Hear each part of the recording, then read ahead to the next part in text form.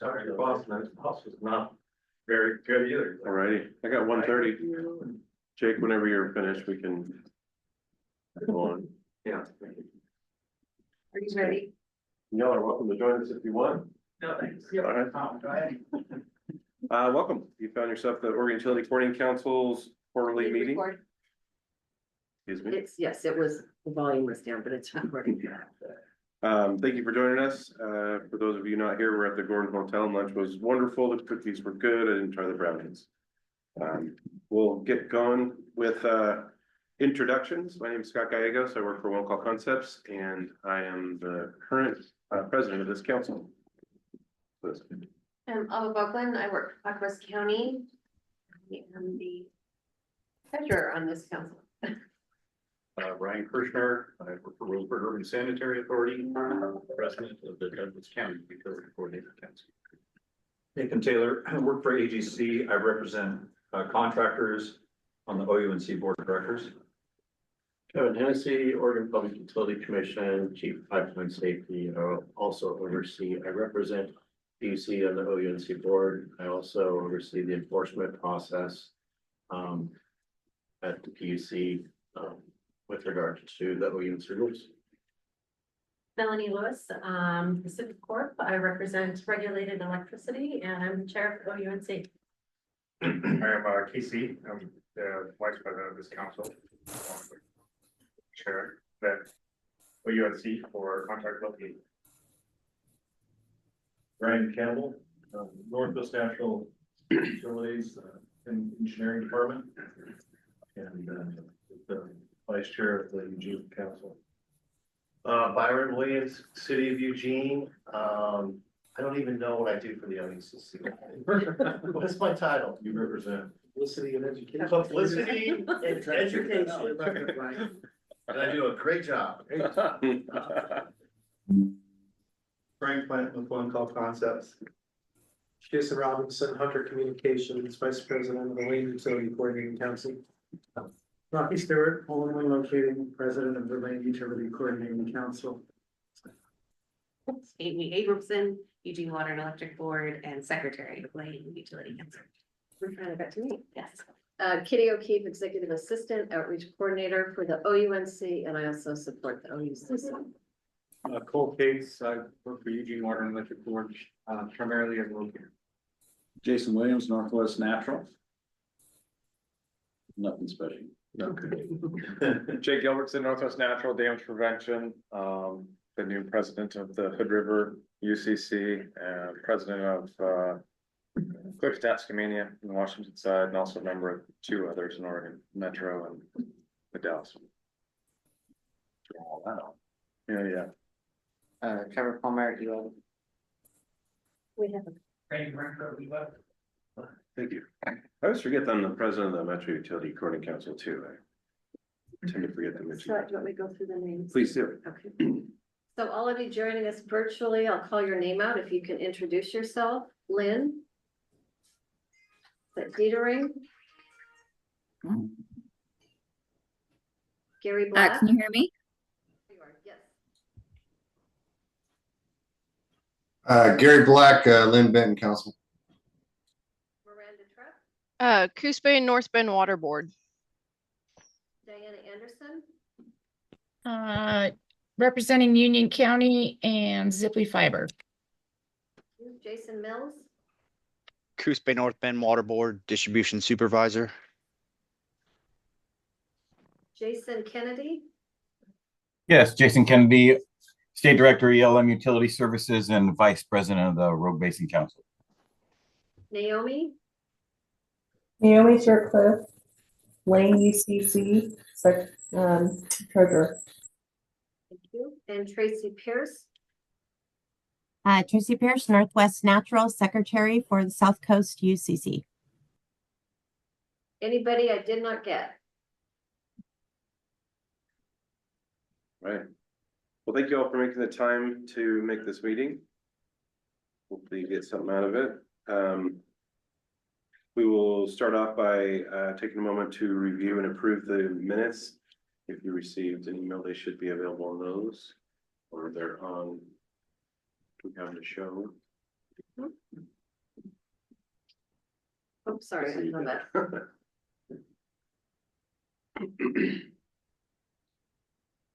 I'll make Casey makes a motion to approve the minutes as presented. Do I hear a second? second. Second from Ryan. Any further discussion? Hearing none, all those in favor, please say aye. Any opposed, state the same.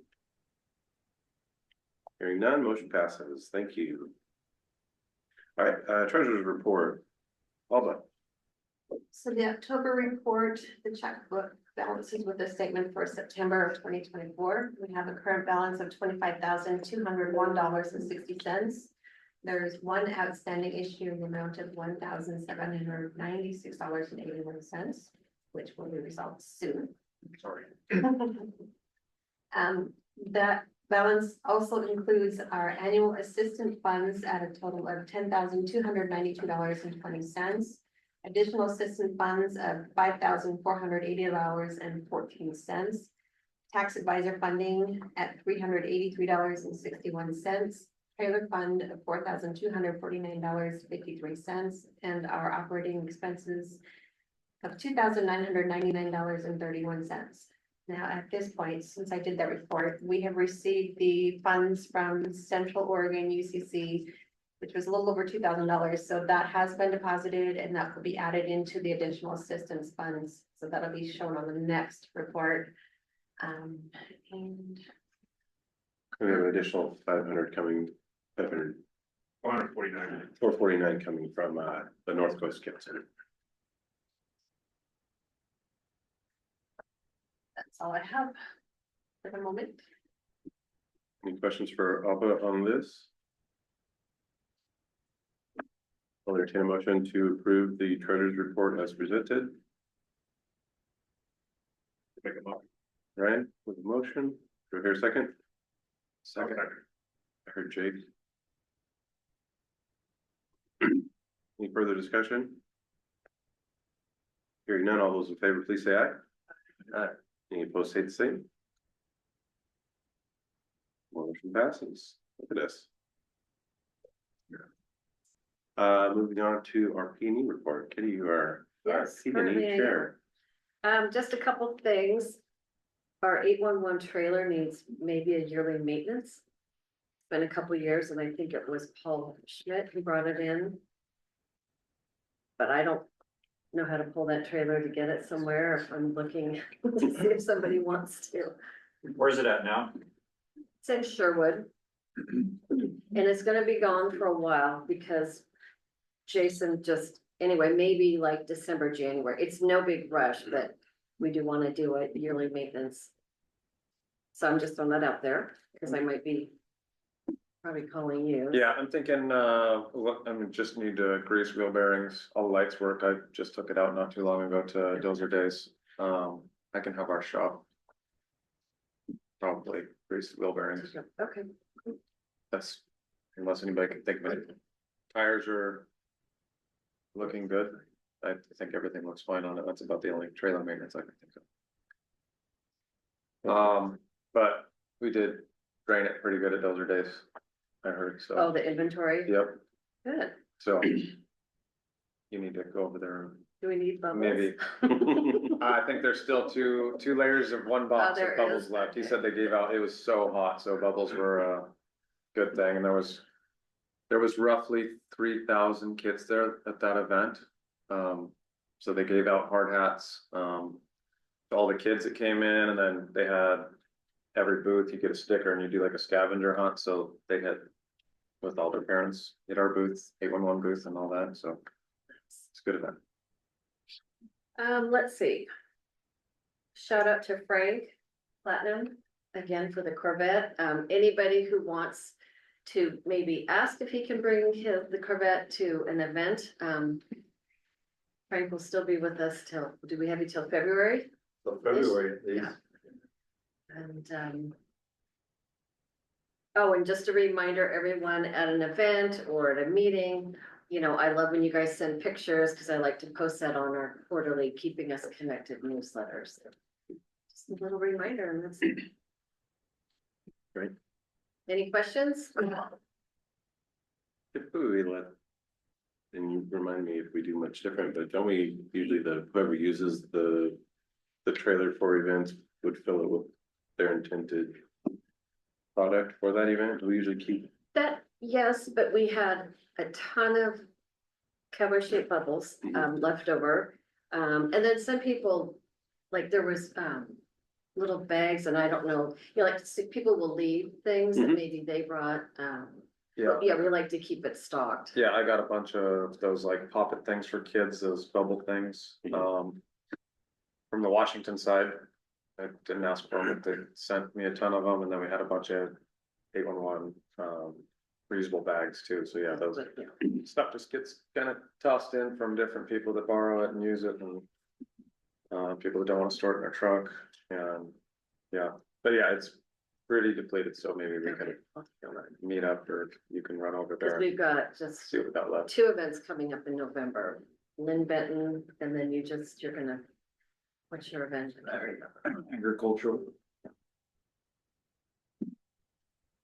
That's kind of what I'm wondering, if we don't want to just spend some of our money rather than. If there's things that we would just always have in there. Definitely like the notepads or pens, those Yeah. kinds of things. We could always as a state board, put stuff in there. Okay. Thoughts? In the budget. Yeah, I think that's just the way it's been rolling, is just the last couple of years, it seems like it's just kind of been stopped, I don't know what has happened, been happening. But every time I've used it, it's been. There's a lot of stuff in there, a lot of coloring books, a lot of bubbles, like I try to just. we've put been things pushing in bubbles like nobody's business, yeah. We've had those for about 8 years, is that right? Middleton Roundup. Oh, Middleton, that's right. That was. And oh, and then, the St. Paul Rodeo. Yeah.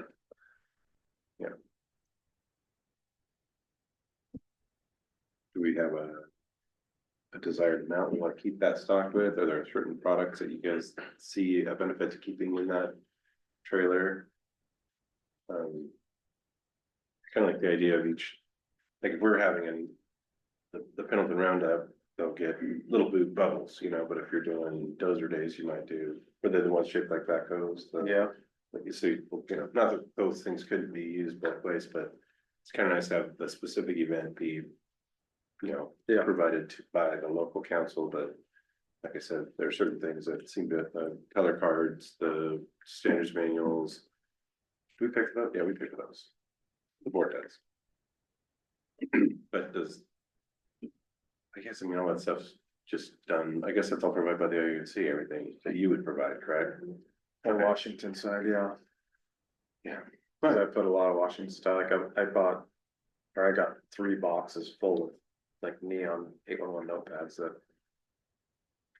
People like those too, I mean, shove them in your drawer, you know, your junk drawer, and you need to write down something, I think that's good. Target placement. So I guess what you guys are suggesting and putting in there is already paid for by the OUNC. Is there anything that we would want to provide? And then to your point, we have some budget. Is there things that the OUNC doesn't provide that would be beneficial to have in there as a stock item? Are we using the snow plow machine much anymore? I mean, probably not for the next few months, but It was used a few times, I know Robin used it once this year, And those councils usually go out and purchase yeah, the syrup and the cones or, yeah. Nice. okay. Great. Well, Get in now, take a look at the trailer and. Figure out if we're completed on everything, then yeah, we're gonna need Yeah. some stuff, so. usually the end of the year. Actually, it's been pretty good, but. Well, I give Jake all the credit, but it's very organized and clean now, so. Is there any, how's everything holding up? Like is there a cornhole board in there? We bought a new wheel recently, last couple of years, didn't we? Yeah. New pop-up banner, or the, I Yeah, mean, the new new quick pop-up shade. tent, Yeah, Pop-up tent, is that when they working? brought it back to me, it didn't have, did it come with a case that went around it? Well, when Oh. they brought it back to me, it didn't have a case on it. She So I don't know, it's in the trailer, I think. oh, did they leave it in the trailer? Yeah. Oh, They just didn't. they just didn't take it. It's hard to get back there. Is it? Okay. something out there, we can certainly. We have the ability to add those funds if we need to add those things, so yeah, let us know. And if there's something more or something y'all like to have in there. Love to entertain that, okay?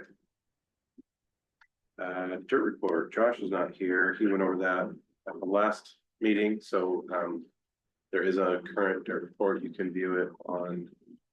I think there's still a banner ad, isn't there, on the organic website? So definitely worth reviewing at a council level. He does have it broke down by zones and council, so you can look at kind of your area. Its numbers are, I think, generally speaking, it's across the board the same for the state. So, but don't hesitate to use that or share that with your councils.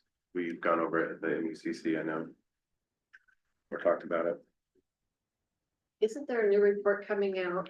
When we were at Great States last week, Brooke was presenting from CGA. I think something is soon to be coming out, so we'll take a look at that. Oh, so the CGA dirt report will be coming out if it's not out. Yeah, she said it was coming up, so. So the presentation that Josh has down is specific to Oregon, so he waits until the same day. He mines the data relative to Oregon, so. So are you shaming Kevin? Nope. Okay. Sorry, Kevin. Are you shaming me? I was trying to figure out who needs to mute. Tracy has a question. Where is the dirt report available? She didn't catch that. On both the OUNC and OUCC websites. And that's the dirt report that Josh puts together, specific to Oregon data. So the CGA dirt annual report should be coming out shortly if you're interested in some national statistics and how things are looking on a national level. So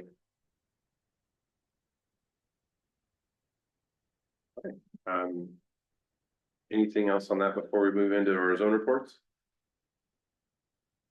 Great, so zone reports, if you're here with your council, we just kind of would like to know how often you're meeting, about how many people are in attendance, where you're meeting, and if you have any recently held events or upcoming events that you want to share. This is just an opportunity to kind of share what you've done well this year, what's working for you, and to hear what's working for everybody else. So we'll start with the Yamhill County. Anyone here from Yamhill? North Coast is officially dormant. What's the word we want to use? So they have, again, Casey was the treasurer for that report. I was the president for that council as we were trying to keep it alive, but it really, these councils that have kind of folded a little bit really need champions in those areas. So you have counterparts in some of these areas that have fallen, which is North Coast, Central Oregon, the east side of Oregon really has fell quite a bit. There's opportunity there, and I know we're happy to help fund those things as they come back on. Mid-Willamette. And No, it's not. Metro UCC, so we meet every month.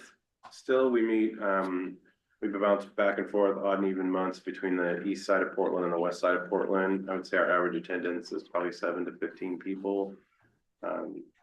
We hosted our annual golf tournament on July 18th this year, I think, or 17th, 14th. The second Friday in July, which could be the 18th.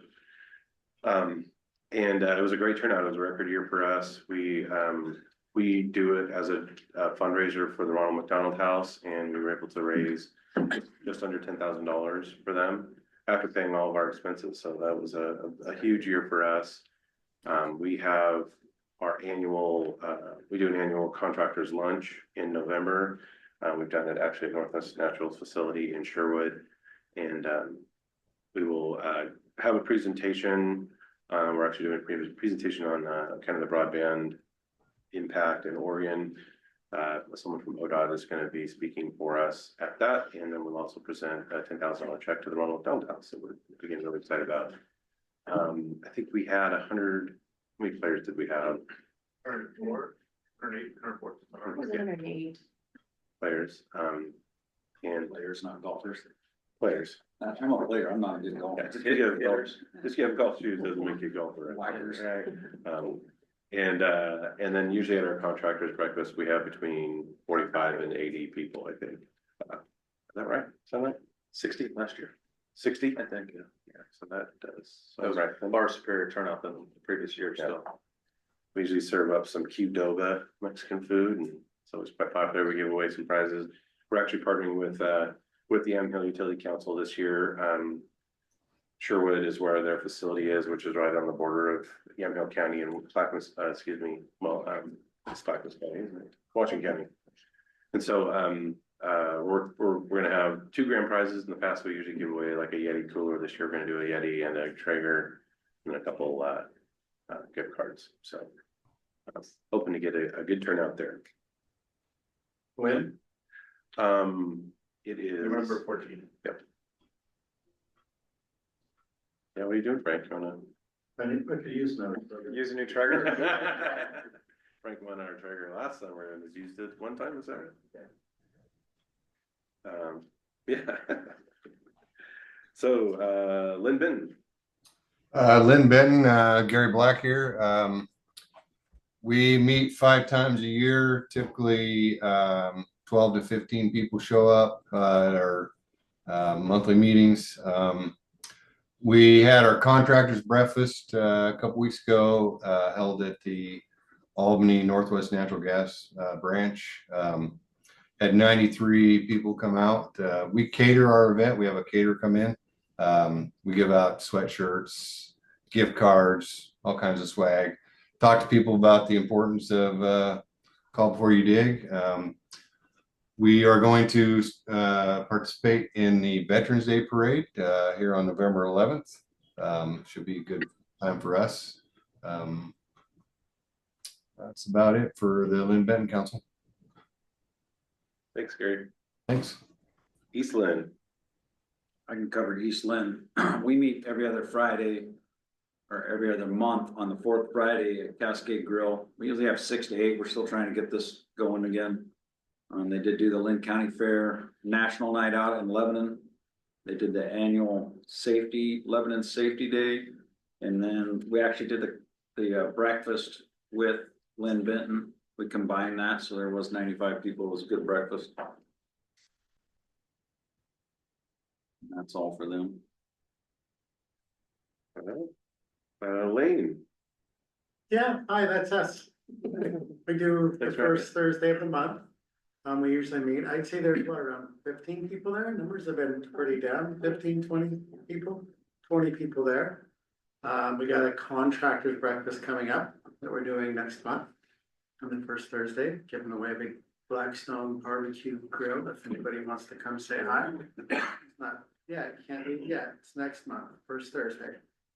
And then that's over at Roaring Rapids.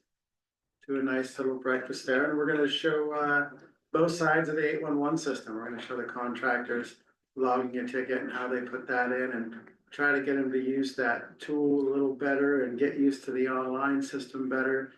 Mention the positive response and show the locator side as well. So what happens when you put a polygon the size of an entire college campus for a stump grind? And how that affects us. So that's kind of our plan for that. Am I missing anything? Anybody? Bam, there you go, next. Lincoln UCC. I used to always assume it's Lynn. Are you still covering Lincoln, Lynn? Oof. No, I had to step down from that, and I haven't been there in a few months. Has Jason Williams been there? I have. I can actually take care of that. Nice. So we meet on the 4th Wednesday at the Hill Buffet in Newport. We usually average 8 to 10 people. We had the annual contractors dinner, which was very successful. I don't know how many we had, Lynn, but it was very good. We're actually going to do a training at Northwest Natural.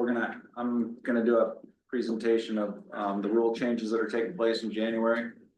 So we're gonna go over that, and then the dig laws, we did the same thing last year. One in Lincoln City.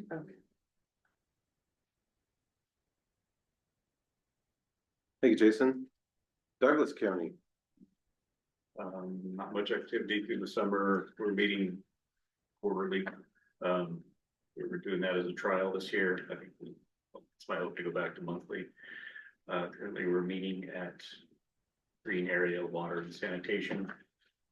Like that'll probably change next year when they have their review done. So a lot of changes. I'm sure that looks what next year will look like.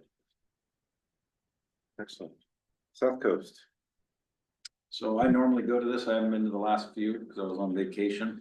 Tracy, are you listening? Do you have anything on South I Coast? am. Yes, I have a report. So our last meeting was August 15th, and we had about 9 people. We met in Coquille. That we try to go back and forth between Coquille and Coos Bay. The water board was there. They brought an event that included them and Zipley. There were some great questions there. Afterwards, I took out to the cities, the counties, and to the water board, I took out the standards manuals, and so they could give them out, and some 811 signs. And we've been at National Night Out, the Coos County Fair, Coos Bay Farmers Market, and the Coos County Prepares event. And I think we're kind of done for the year. Our next upcoming meeting is October 24th. Klamath Falls. Robbie, are you on the line? I am. Can you guys hear me okay? Yes. Yeah. I'm coming to you from Atlanta, Georgia airport this morning. So, or I guess this midday. So Klamath Falls, we attended, or we have normally 7 to 10 in attendance at our meetings. We try and meet within the first 1 or 2 weeks following the state meeting. This year in August, we attended Klamath Falls Downtown Association's third Thursday event. It's an event that takes up all of Main Street. We had a booth there to coincide with the other City of Klamath Falls booths.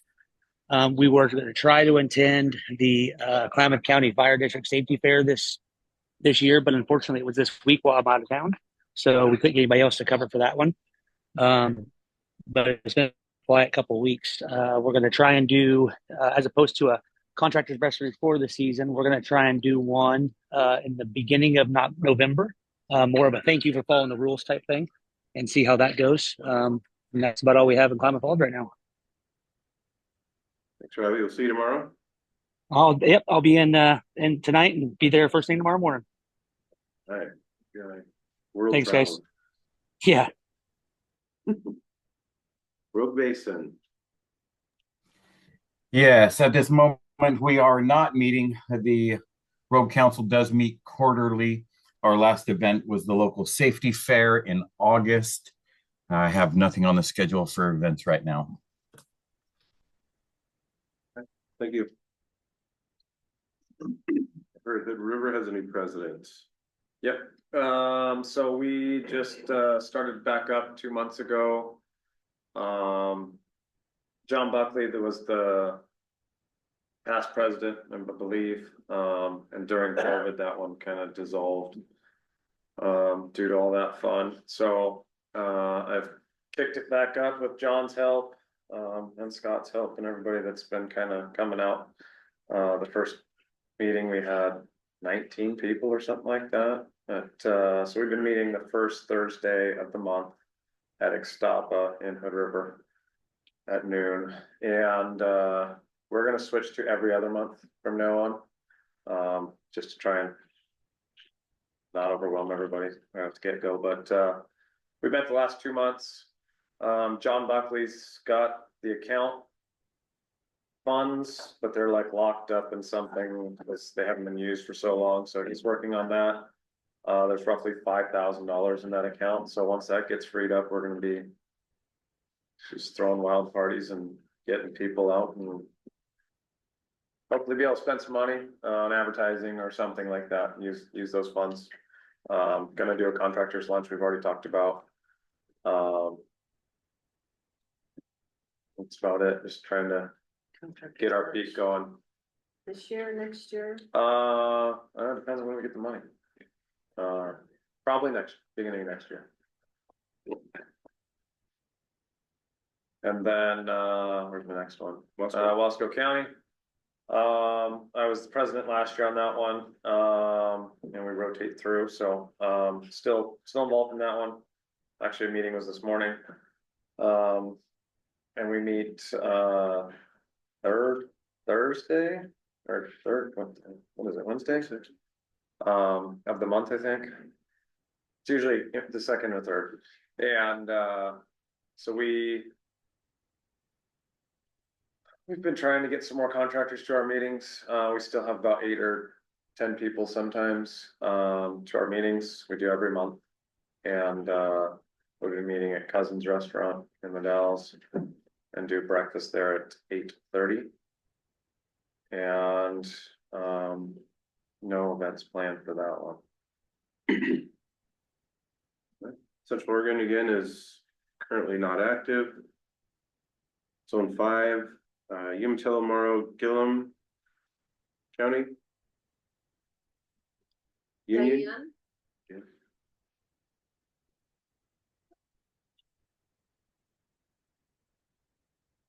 No. Union. Baker. Diana with unions had to drop off, but she said that zone 5 last meeting was September.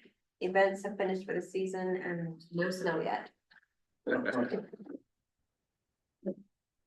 right, Baker, anybody? And then Mount here is currently not active as well. Anything else from the zone reports or local councils? Yeah, old business. Taxes, Wix Emmett, are they online? She couldn't make it. I just put a few bullet points together last night and she sent, which I sent in the invite, Google invite, but anybody here who can't retrieve that, let me know, because it has, I'll show you the spreadsheet she put together. Let's see. So here she's just, let's see, total Wix bills for up to date, 5,760. The good news, the last bullet point, total fees are estimated to be roughly 8,200, which is $2,500 less than in 2023. Decrease as a result of the majority of the applications and fees completed and efficiency gained in the tax return information. So really that's a thank you to all the members submitting all the paperwork to them, so. And then this is the spreadsheet. I did talk to Rocky, so he's aware of Lane. There's just a couple highlights. But otherwise, it's looking good.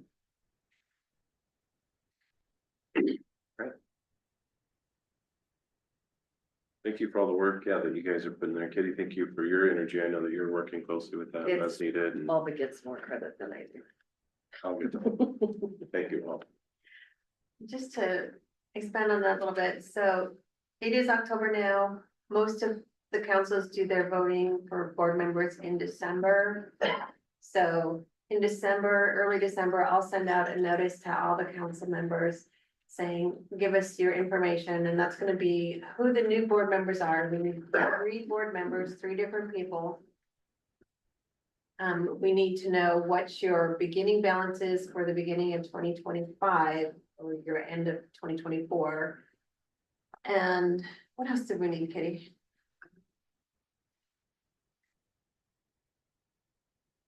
It's in the last newsletter. I'm sorry, I wasn't quite ready for that. Oh, how much income you received during 2024.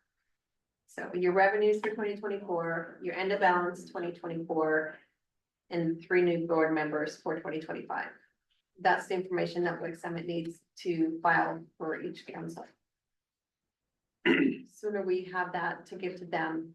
And then if you give to me and Katie, we'll make sure the website gets updated too. When do most of the councils hold their yearly? Most of them are in December. There's a couple that are mid-year though, at end of fiscal year. Their elections? Is that what Yes, you mean? Yes, election. So you need their board, they're 2025 board members. Who's being voted in for next year. right, their officers. Yes, Yeah. And that's just as a reiteration of what Sherry said, you do have to have 3 different individuals yes, to maintain your nonprofit status, so one, each of those individuals can hold more than one position on a board, so you could have a vice president treasurer, yes. so you must have a president, secretary, and another executive position. So. Next, yeah, and you can mix that up, you have a president, secretary, treasurer, president, vice president, treasurer, or secretary. However you want to do that, you should have 3 executive members. And it looks like we're doing a good job with that, so keep up the good work. It could be the same as last year's. They can be the same as last year, I think ours hasn't changed at the MECC for a very long time.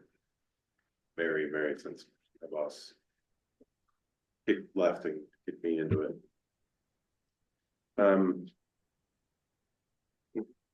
Alpha Media, do we have an update on, no, we don't have anything with them yet.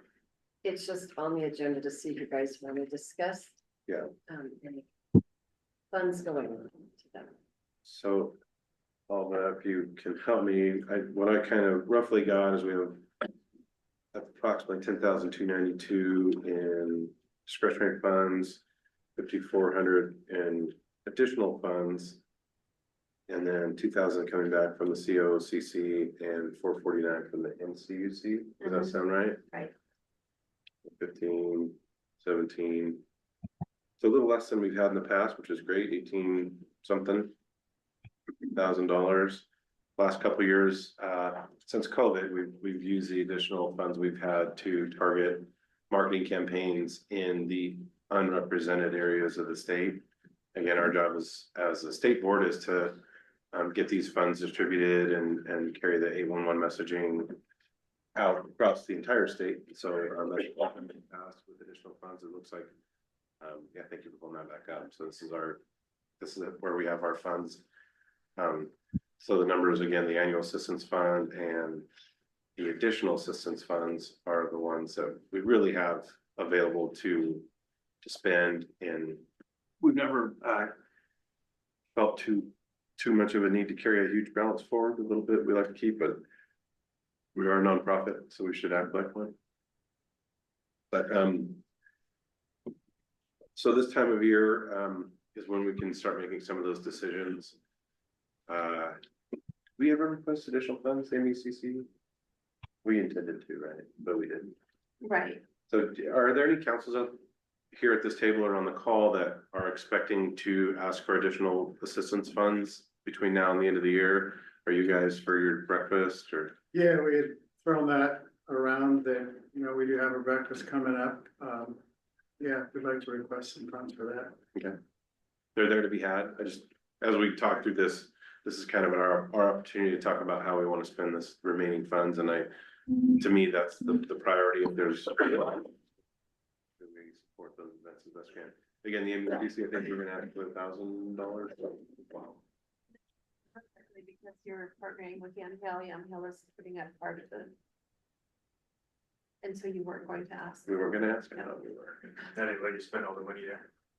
Pardon me. That I wasn't allowing you to spend all the money, so we can have. So you lie on our. When would we do the ask? Anytime. Anytime, so we can do it here at this meeting or? There's a Where a form on the OUCC website you can fill out and submit, and Naomi I mean, will take care. All right. it's approved by the executive committee, which is although myself, Casey and Lynn. So and again, the funds are there, so it's not just it gives us a opportunity to track it. So then I'm not hearing much more than, do you know how much about you might ask for?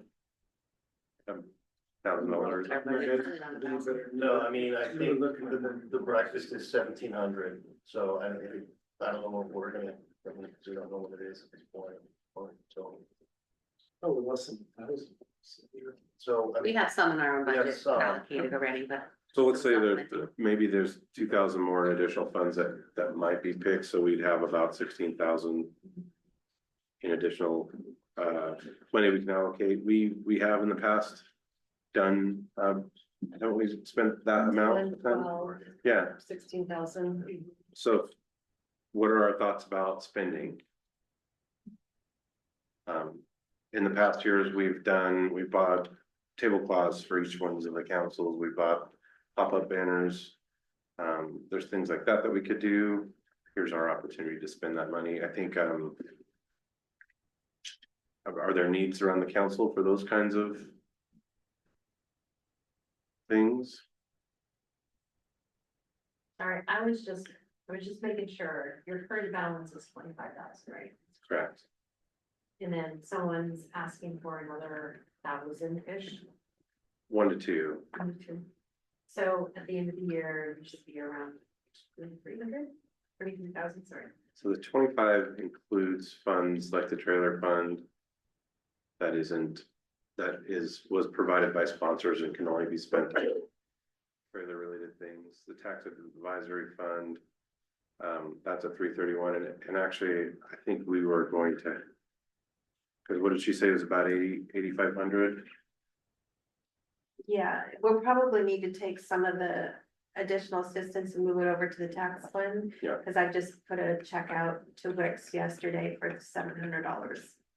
And there's a couple of four more that need to be filed at roughly $150 per council. So hasn't been invoiced to us yet. Okay, so I'm just curious, a rough amount here. So I kind of, if you'll scroll back,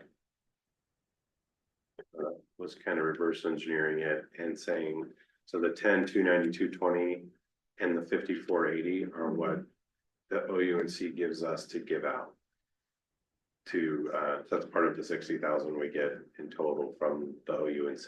So those are the monies that we are pushing out. The 2999, 2999, 31 at the bottom, that will probably, a lot of it's going to get eaten up for this meal and this meeting here. So that's our general operating expenses and what we pay Kitty as well. And the trailer funds earmarked. Trailer funds earmarked and can't be, yeah. So,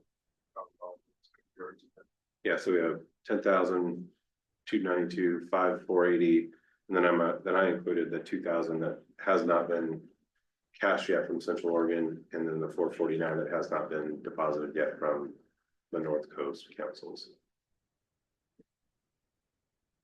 So, what are we comfortable carrying over to next year?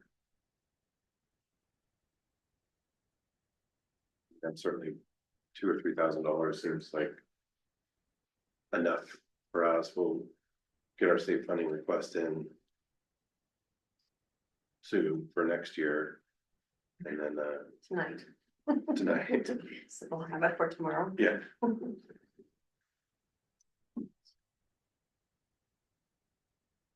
Again, typically, the last couple of years, we've done focused marketing outreach into the areas that are no longer with us. So this year would be Central Oregon, North Coast, Eastern Oregon, Malheur County at least. And again, we've done that campaign with as little as $10,000 before. The question too is for the councils that are with us today, are you expecting to do more outreach yourselves this next year? So there will be less that we would be able to do in this capacity as outreach.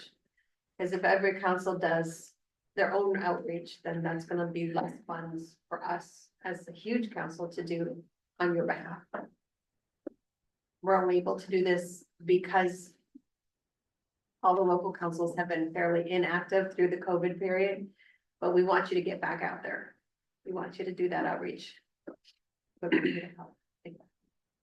We need to. I think one of the biggest outreach things we can do is those banners are huge for us. I know Jake puts a lot out. I put a lot out in the new construction. Because that's where we have the issues in new construction. We don't have the issues in the right of way where people have to get permits. Anytime somebody's getting a permit, normally they're gonna have a locate ticket. So I would like to see more money put towards signs. So if there's any new subdivisions in, we can put more signs out.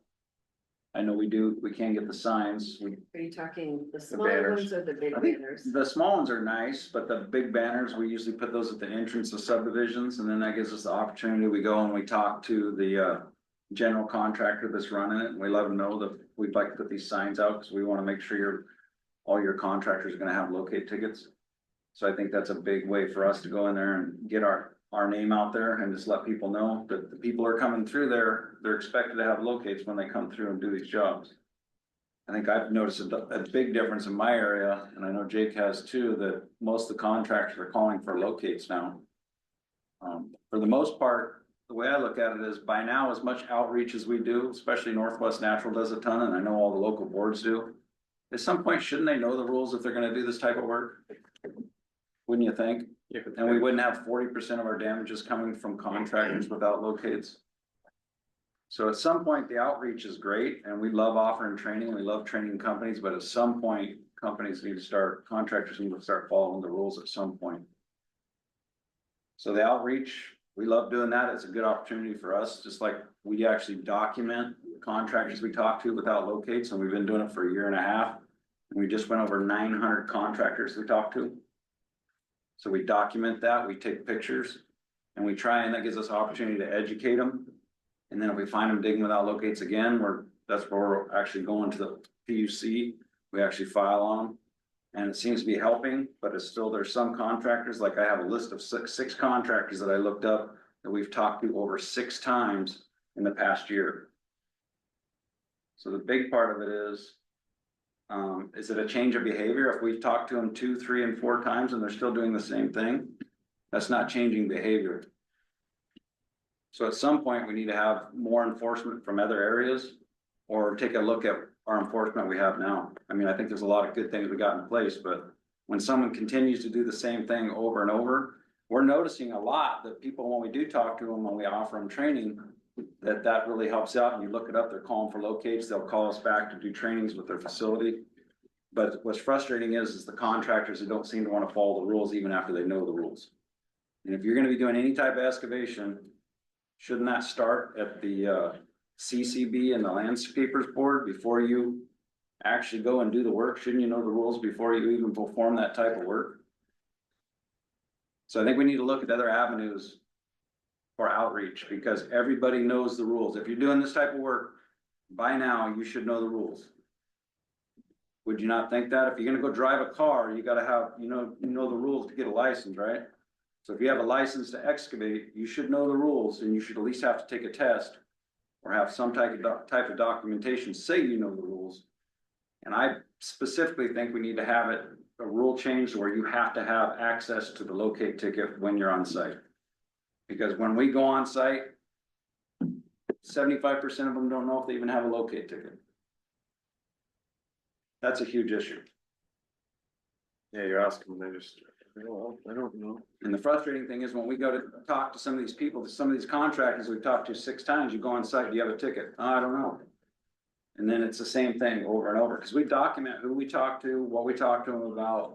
And it's just getting frustrating on our side. We're trying to make things better and get people to call for locates, because there's nothing more frustrating getting to a damage when everybody's put in danger because someone didn't want to call for a free locate. Should we, see if we need to get a paint gun for you? No, Something like that. just give me a ticket book and we'll be just fine. So as far as the banners, do you like the big warning sign, make it a 5x6? Or do you like the original ones? Just like the smaller stick in the ground signs, is that what you're talking about, the smaller ones? Well, I've done a Original. couple, the one that you designed, we had the smaller signs, but I've blown them up to be like an outdoor banner sign. So now we kind of have 2 out there. I didn't know if the board wants to spend money on banners. Are the banners available on the store again? There's a few, but Okay, they go fast. yeah. So Well, we in our were going funds- through quite a lot of them. And our funds are getting lower as far as what we have in training education to afford the banners. They're, I think, $60 a piece. Yeah. Plus shipping cost, which we're still using that guy out of Roseburg, yeah. So, I don't know if we can just at least put aside a certain amount of money to go towards something like that, I think it's good, or if we even stay with the smaller signs, that's great too. Or to throw it into the store fund, yeah. Well, I don't know if that's a viable option, but. So how long do those banners stay out? For the duration of the project, does somebody out go out and get them or? Yep, I've actually, I just moved some the other day, as the subdivision goes along, they'll add another subdivision, I'll move it to another section. Yeah, I've got one in Sandy. I put on one of our gated reg stations. It's the only way to get out of that. There's two massive developments going on.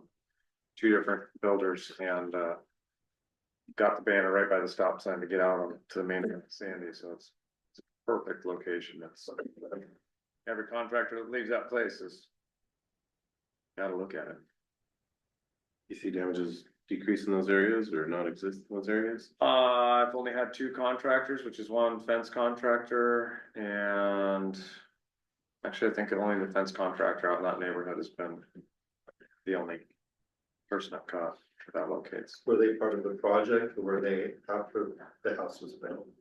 Homeowner project.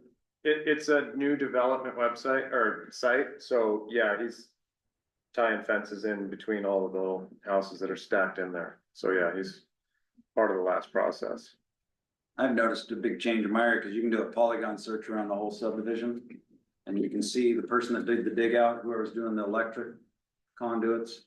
You can see the fence builder, the concrete guy, the landscaper. There should be 5 locates for each lot. A lot of people get tired of, oh, well, we gotta come back and locate this all the time, but it's not just the locate that's on the ground. That's what people need to understand. It's a timestamp of who's performing the work. Because when we go back and do an investigation sometimes, if there isn't a locate ticket and someone crossed our line and damaged our line and scratched it, just like happened in Crestwell, we had, our pipe was damaged, we had to replace 40 feet of it. If the contractor doesn't have a locate ticket, how do we know who did it?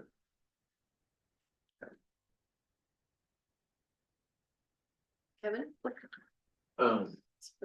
They Sorry, Scott. mentioned enforcement and thinking of different ways to look at it. And are you familiar with the multi-employer worksite rule that OSHA has? So, example, how that is roughly applied is if there's a sub and a prime contractor, the prime contractor could be held responsible as well. So as far as creating the expectation goes, using that avenue to part of your outreach discussions is an effective way to create the expectation in a different way. So there's rules out there that enable us to do that. So that's probably something that could be explored if you haven't already.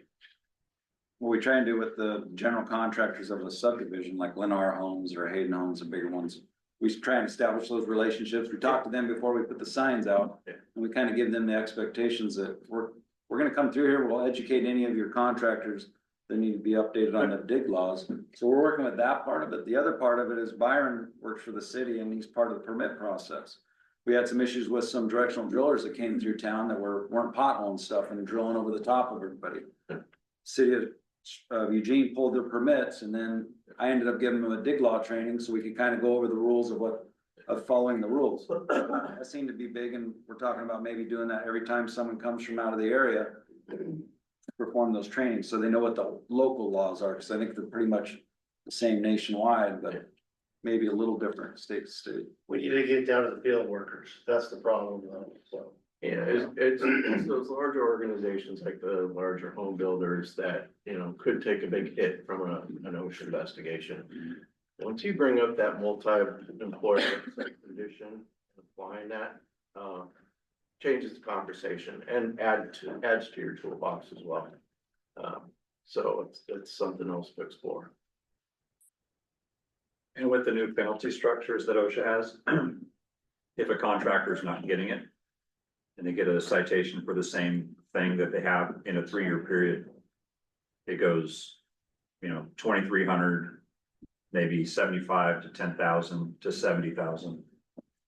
So with being a repeat offender, if OSHA is involved, can stack up, and there's a lot of weight. There's a lot of weight there. And contractors are feeling it. They'll spend thousands, tens of thousands to fight $100 fine. It's not a civil penalty amount, that it's their ability to get the next job, bid on the next work. And changing that conversation with, you know, out in the field with whether it's multi-employer, worksite condition, or, you know, citing the OUNC rules is one thing, but also being familiar with the 3 rules that, that OSHA has, and applies for, underground installations. It's a lot more performance-based rule, so you can actually start getting into areas where, how that employer trains their employees to comply with the rules comes into play. So there's benefits in looking across the pond to change behavior.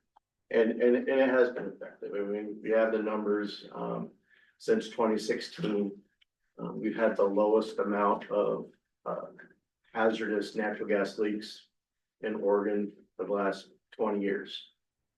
So we are seeing some decline since 2016 for sure. They do have some other updates about enforcement if you guys are interested in that, or at that time. I'll yield. I'm done, Gavin. We would love to hear that. I'd like to stay close to this conversation real quick, but please, for the good of the order, let's stop there. That's always a big topic for us. So what we're kind of getting at is, again, just to backtrack, it's how we want to use these last funds. Just some quick math. Again, we're currently getting $60,000 a year from the OUNC. 50,000 of that is earmarked for the councils, whether it be the annual, you know, allotment that we give to each council, or what we hold back as a additional fund requested monies. And so that's 50,000, and 10,000 goes to our operating expenses. So that's approximately, of that 50,000, it's approximately $2,600 a council. What do we have currently? We have 3 non-active councils that are officially not active. Right. So what was that about? For $7,800. That if we wanted to, yeah, 7,893. If we want to consider an amount to ask Alpha Media, and the reason we partner with Alpha Media, for those who aren't here, is because the OUNC already has developed all of the inner workings with them. So really, it's just adding, you know, we're complementing their campaign, but say, okay, we want these regions dealt with specifically. So, what are thoughts around that number? Again, that's specifically the amount of money that those councils would have or could have received, 7,893.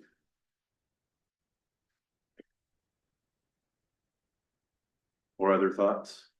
I think it's just helpful to hear those numbers out loud as kind of a refresher, since COVID and things all changed, where it used to be automatically allocated to us, and now we're in this request process now that sometimes it feels like we're a little gun shy to ask for the money, like not knowing where the budgets are all the time and being up to date on those numbers. So I'm just hearing it. I think it's helpful to keep it in mind for our planning purposes. Yeah, we always have ideas, but we don't actually pull the trigger on all of them. You know? Yeah, things and expenses are changing, and I know this council's been poised to request more funds, even. And it's kind of funny to look at this and see a current surplus, but I know that, I mean, you guys do your annual and contracted breakfast every year. How much does it cost now versus 5 years ago? We do, and I was just going over that. We're filling out your form now, and it's 2,000, not 1,000. So it's that's about what it costs. Yeah, and what was it 5 years ago? Yeah, probably closer to 1,000. Yeah, the same amount of people. So we have some money left over, but it's not going as far, and it's harder. each of the councils to manage that, but. Thank you. But the board's funding isn't guaranteed each year either. It's not. Yeah, and if that were to stop, then we would have to reconsider that. We haven't had an increase from the board since 2013, I think is the last time. That increase was, I think, $10,000. I think it went from 50 to 60. So, and since then, a lot's changed with them, with the board, their budgets are decreasing as their funding's coming in. So I'm sure they're kind of shuddering as we say this. But at the same time, for us to do our job, we're in a partnership with them. It even says it right here. I'll even see OUCC. So we're with them, and they're with us, and have been with us. So again, keeping the conversation focused. The way I kind of see it, if we wanted to have $3,000 on kind of unspoken money just to carry with us to the end of the year, break over the year, we do have we'll have a meeting in January that we'll have to support, we'll have to fund with what we have left. Does that cover that? Usually our end of the food and hotel for our meeting, $3,000. Okay, so that feels, so I kind of view us as having approximately $13,000 to spend, and 7893 if we want to call that 8,000 or 10,000, we can, and see about partnering with Alpha Media for those areas. That's kind of, that feels right to me. Feels like we can go to the state council and say, we've addressed the whole state as you've asked us to do. I think that helps us answer that call. Because those councils, $2,600 is what they get, but they're not collecting dues. I know our council spends way more than $2,600 a year. We get funds from other places as well. So it wouldn't hurt my feelings to hear that number be $8,000 or $10,000, and that would still leave us $3,000 to consider spending. Thoughts, discussion? I'm just gonna say, if you bring something like that to the OUNC board, then there's gonna be some sort of justification that's gonna be needed. And projects that'll need to come up like within next year, what you're thinking about and what you want to do.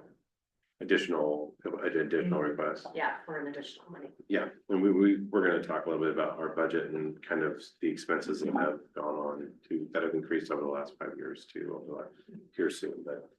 Something else to look at too is, I know enrollment in the Lane UCC, I think we're down 28 different people used to donate money. Yeah. So not only we're having some drop off, we don't have the money we used to actually do the outreach or do the breakfasts that we were doing and the extra stuff that we do. So that's an issue we're having with all the councils that I'm a part of, is the drop off and trying to keep them going at this point right now. They're yearly $50 or whatever it is. Yeah, some of them are 100, 110, I think is what we are. Yeah, Are you sending them to the right people? I'm not a part of that. It's Naomi. Naomi does, but it's all the same people we always send it to every year. So have we seen a decrease, Casey, with the MUCC? Not that much. Together, that's some that, and it's because of the people that are no longer there. They're getting the letters, but it's not getting to them. I know there's cutbacks with every company. I mean, $100 isn't that much, but some of the contractors, mainly we're seeing it from the contractors. You got your public utilities are always, it's not that big an issue, $100, $200 or whatever.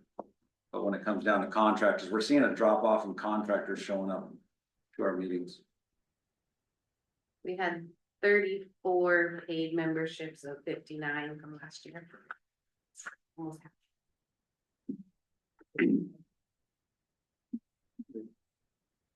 So would there be $11,000 available or $10,000? So again, with my just kind of quick math, we have between $18,000 and $19,000. If we want to carry over about approximately 3,000 to make sure we can cover our January board expenses, that leaves 16,000. Excuse me, 8. So we approximately 18 or 19,000. We're going to have a $2,000 request here, and then potential up to $1,000 requests at least for additional funds.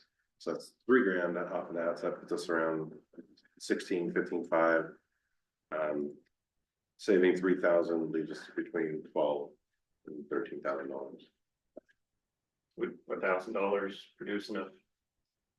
A meaningful amount of banners and flyers for what they're doing? It was 60. That's a lot. Yeah. 10 would be 600. Plus shipping. 7. It's the shipping that gets us. I know, it's the odd size. Yeah. Oh, they are down there. Newburgh. So No, these are- usually they print them and ship them to Dormers. And then I get them online for ordering. But if this is different. If I choose to say, then I could put the order in and maybe each council, we could ship. Okay, so ship a couple to To you each guys, council and yeah. wherever there's a subdivision, put them in those subdivisions. Shipping to Northwest Natural, put them in the trailer, because most of us employees are involved in half these councils, so. We got on target for shipping. Ready to that paper? So just on shipping and handling, we had an event with Lincoln County and I ended up going up and picking up the shirts. It was like almost $300 because we had so many shirts. Just for shipping? Yeah, shipping's expensive. That's why we have started, if you've noticed, all of our apparel, we now charge customers. Yeah, that I understand, but if you're shipping. Let's say pencils. You're gonna be. Paying to charge the person that's getting pencils for the shipping side of it. It's not coming from us. I don't know, it's the problem. Yeah. OUNC covers all the other shipping.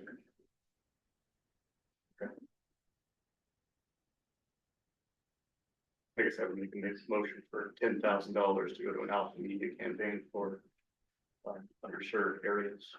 With an additional $1,000 for banners and signs. I'm not sure what that needs to look like, because that's not something that of my area. They decide how that would best be divvied up for the councils that need those. Can we call those two different motions? Yes. So a motion for 10,000 then for Alpha Media to focus on it'll be Central Oregon UCC, North Coast UCC counties, and really we'll just say Eastern Oregon, because I think there's actually, although Mount Airy County is the only one not funded, we haven't heard anything from Union or excuse me, Baker or the Umatilla stuff. That sound right? Do I You hear- said North Cove. Both Central Oregon and Eastern Oregon. And if this passes, sorry, I'm interrupting the motion. Are we gonna say a date, like starting now through February, 6 months, 4 months? Let's address that after the motion. Okay, Would that be the best spot to allocate the funds for outreach? Cause there's less work going. I don't know, just thinking damage based, like we get a ton in Portland area and. So a lot of those areas are already being addressed by the OUNC. Yeah. But the OUNC is not addressing these areas, is that? Or, Okay. So and again, our responsibility is different than the OUNC's. The OUNC's is statewide damage. Okay. Prevention, if you want to call it, whereas they say to us, now here's money, go spread it across the state. And these areas of the state have not been addressed. That's my logic and.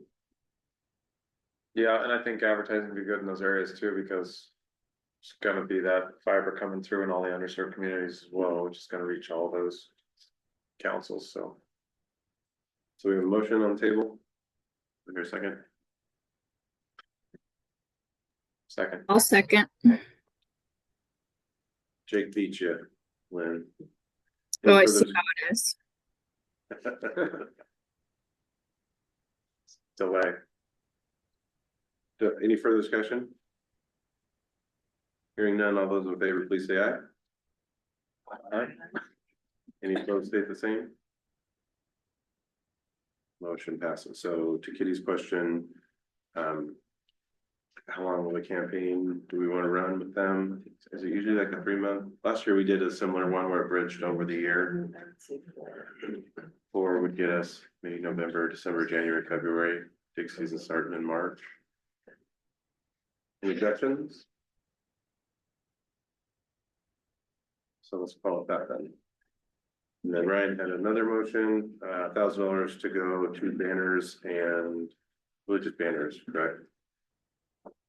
Would it be the store or banners? I hesitate to send banners out to the councils unless there's people there, they're gonna put them out. Yeah, And so I do appreciate that you guys will do that. I think we can order them and ask if somebody, have them available to anybody that wants them, but yeah, trust maybe that your team is willing to put them out. Just keep them in the trailer and then as we take them out. I like the trailer idea. We can store them in there. And we can also, like, I've got one left, so I can grab a couple more. I could split them between the state too, you could send half of them up there, and I could keep half of them in Roseburg, and if there is a need in the southern half of the state. Yep. I've got room to store them, so you can contact me, and we can meet up somewhere, or whatever, distribute them. Both direction. So let's just finish. So we have a motion. Do we have a second? I'll say. I mean, a second from Jason. Any further discussion? So I like that idea. I just don't want it to sit in a warehouse somewhere. I don't want to, I know that you guys. If you want to get them out, let's get them out. Yeah, people are gonna wanna store a 5-foot tall banner, so yeah, they'll put them out. Yeah. So I think it'd be good to send them to. the I probably councils. won't put one out, so I just. So I've got them out all over in Happy Valley. Thank goodness. I'm safe. What is our cost on the smaller ones, the two-sided ones? That's down on the ground. Plastic stock size.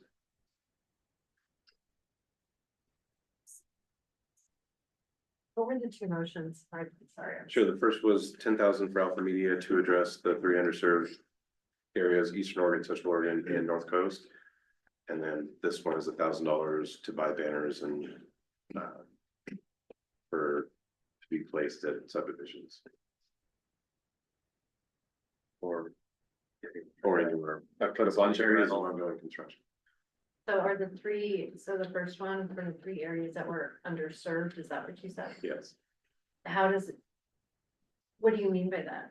So we currently don't have active councils in the North Coast, Central Oregon, and then technically just Mount Airy County on the east side of Oregon, but we haven't heard of a lot of movement on the east side of Oregon, so we would just say the whole east side of Oregon. Thanks. So were you waiting for a cost on something? I was just curious what the cost, Kitty said. Okay, so no further discussion. All those in favor, please say aye. Aye. Any opposed, say the same. Okay, motion carries. Side note on that, Kitty, What's that? we have extra money this year that's probably not gonna be spent. Would there be a way that I could donate to that effort to have Douglas County served? The Alpha Media campaign? That could be initial, like from our funds. I don't know what that would cost or if I have enough money for it, but like when we're going to Alpha Media with this $10,000. Could my council pay to have an ad campaign put through Douglas County through the same period? Yeah, I mean, I don't know. As part of that same. I feel like it would just be a donation back to the OUCC funds. Or do you want to pay them separately? No, I'm just gonna try to do it as one Right. So you proposal to them. Your ask is how much? How would it much cost? additional money would it cost to serve Douglas County in that same ad campaign? How much money do you have? How much is Douglas being served by the OUNCs? Yes. So that was already being Yeah. served. Yeah. One of the reasons we're heading down there to Canyonville next year. We like to be bouncing around, but yeah, Alpha Media. She should have a report for us, but where they're reaching out to, and she can do geofencing as well, which targets specific zip codes, locations. Can she give us a price per area? I don't know, I can ask. Anybody remember what the last campaign was? Was it 16,000? Or more than? 16,000 sounds right. Yeah, probably. I think the most you guys have done is 18,000, maybe during COVID, because it was so quiet. So Ryan, let me get back to you on that. So. I mean, that very quickly leaves us with a very small balance, which is great.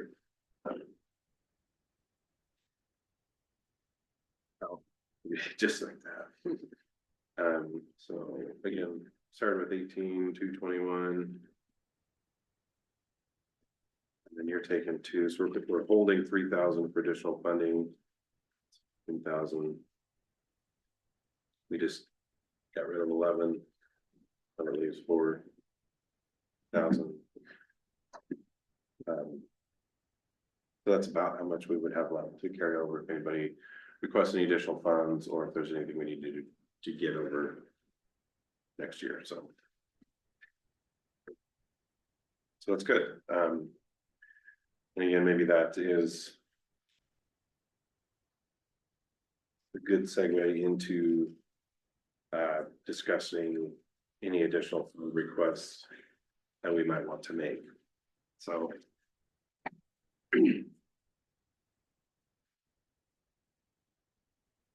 you know, the executive team had a meeting and we talked about Kitty's work for us.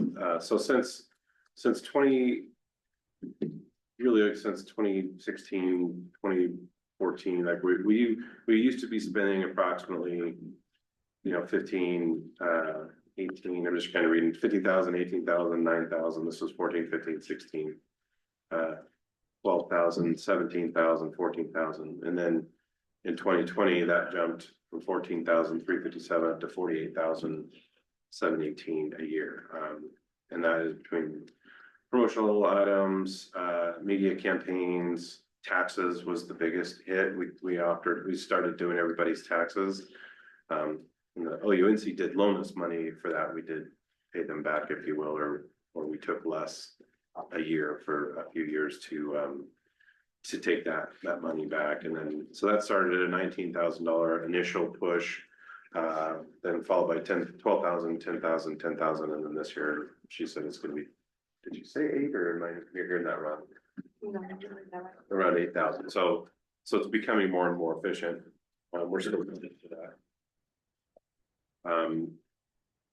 Kitty's time has been increased over that same time period, from approximately $1,400 a year to more like $11,000 a year. A lot of that is because of she's now state employed.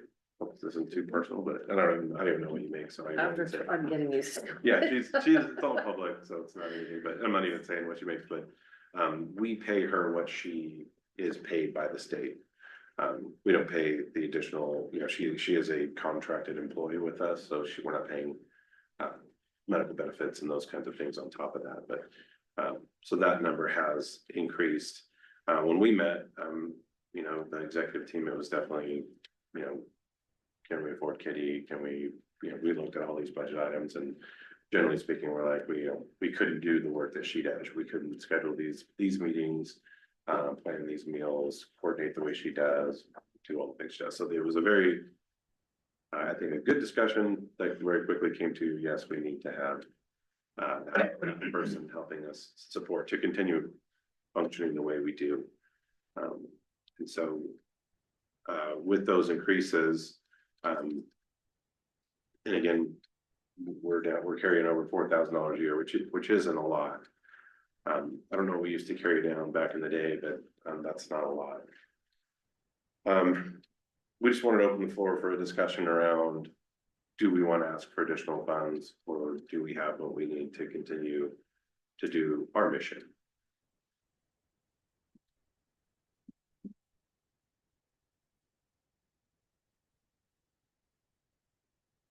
Thoughts?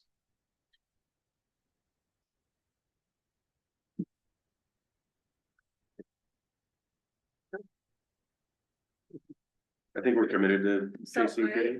Just to let you guys know, I will, an hour a day, so 5 hours each week is what is on my timesheet that I submit. with maybe I'd probably add for travel, which I do for the OUNC. Right, and anytime that you had invoice for helping out with taxes, I put that under the tax item, not under your pay. I separated that out so we could have better numbers. So as Melanie shared, we can't just come and say, hey, we want $15,000 more, just for fun, but for new house. Would that be fun? Which is funny because I happened to be there the last time the $10,000 increase was, and it was your president, I can't say Michael Thompson. He's like, yeah, motion for $10,000 more to go to OUCC. It wasn't even much of a discussion. It's like, oh, this is how it works. Sweet. 2013. So again, I think it's, can we keep doing what we're doing with what we have? How much less are we doing now versus 5 years ago? Is it still effective? Maybe that's a question we'll have to ask the LUNC is, are you feeling the effectiveness of our outreach and our outreach efforts? There are a lot of states, Washington UCC just dismantled. They're a totally different model than we are. They're kind of funded up or we're funded down. I think so. The state funds us, which allows us to go out and do the work where they're all just groups of people that do get some funding support from the 3 different call centers, but the state has less impact over the local councils. But that being said, they don't exist anymore. Well, like Rocky, you were saying that you guys have a lot of plans out there, put those ideas together. Bring it forth. We will. I don't disagree with giving extra money, I don't disagree with that, but it just.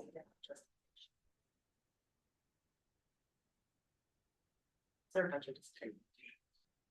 Absolutely, everybody's is, and that's the thing.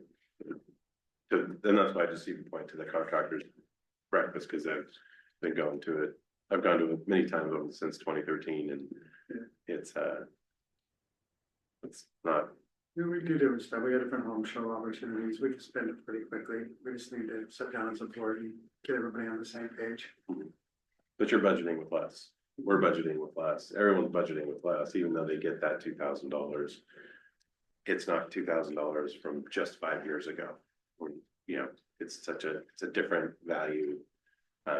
As just the cost of living and life has gone up. So Do your individual entities understand some of the funds that come from their ticket costs actually help fund these efforts? Do they see a correlation? Good question. I bet they don't. I bet you they don't either. It's If taken you me a raise, long time to if you figure raise it the out. budget, it has to come from somewhere. It's coming through the OUCC. It's gonna be a ticket price. Probably. Yeah. So do they see a benefit? They see a benefit in raising ticket price to help fund this organization and their efforts. Yeah. We'll look to the LUNC to say, is this a justified venture still? Does it still fit into your mission? Certainly continue doing what we're doing, but it's just gonna decrease. We at the MUCC, we hosted a golf tournament. That was just we paid for it. We invited people in the excavation community. It was $85 a head to play, and we threw a great party just under the guise of raising awareness. But that number kept going up every year, and our funding was the same. So it went from, I think, $75 in 2013. Now, how much is it per head? Do you remember? Is it 90? 88 a head. So, but we might charge $90 a person for a $75 golf round, but we're also buying all the prizes and all that stuff. So now we brought in a lot more sponsors. We had a ton of sponsors this year, which helped a lot. We charge $150. We charge more under the guise that we're going to give it to charity, whatever. But we cover all of our expenses now, so we have more funding available to us. So we are finding creative solutions to get past that. But I just feel for some of the smaller councils that are getting $2,000 a year up front, but we're taking other tax money out of it, their dues out of it. So not there, at the end of the day, you're only getting a check for $1,700, is that right? The individual councils. It varies depending on the census, but generally it's around 1,700 for most of them. So however much the state charges dues based on where your council is, so people get less from right here, I think. Interested to find out how much each council is charging their members or requested from their members or dues. Is it different council, different dues? Yeah, some don't charge dues. Yeah, one of mine's 40. You were saying what, 100? Yeah, we have South Coast, it doesn't even have, they don't even charge dues.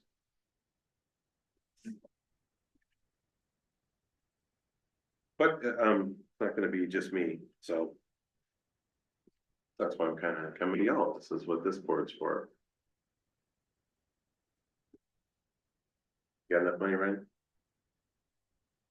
We're fortunate to charge dues, so Yeah. it's a small portion of business, but we operate on, so this usually pays for the food, my breakfast, all the sweatshirts and all the other stuff come out of our own pocket, so.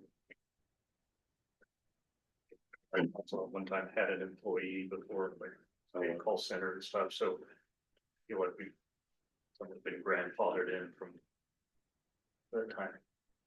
So people are used to paying dues if they can. We collect these as well, for sure. My understanding is you don't have paid members if you're not vote. Is that for your paid members? Some councils, that's their rule, to be a voting member of the local council, you have to be pay dues. If the council doesn't pay dues, then the members get to vote.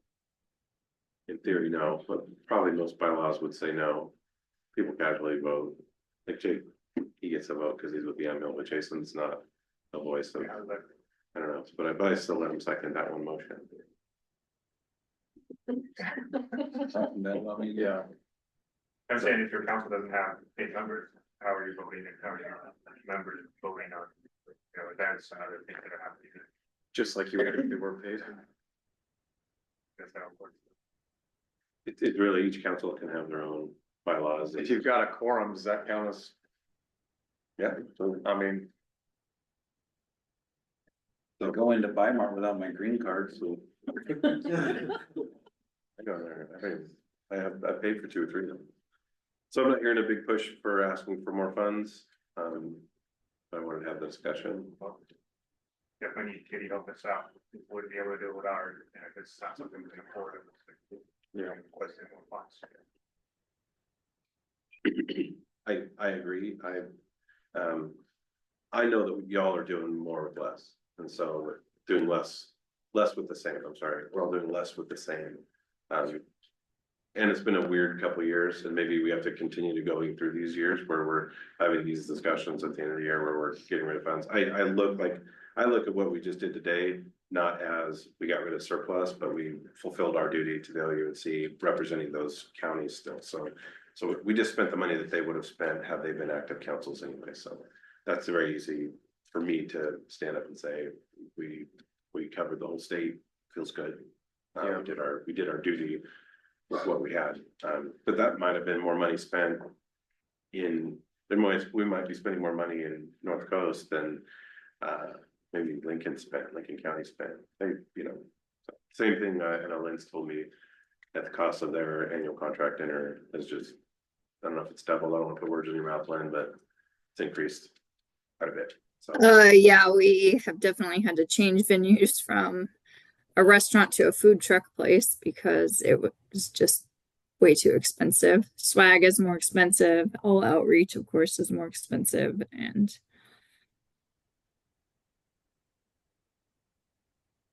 so that's what I'm hearing.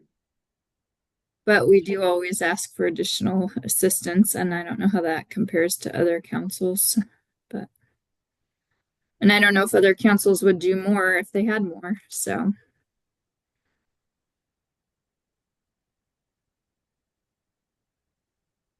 Tracy had a comment. Why don't we charge on the South Coast due to the fact that we are on the verge of dissolving? Oh, that's why you don't charge is because there's just the attendance is having, you know, have the support.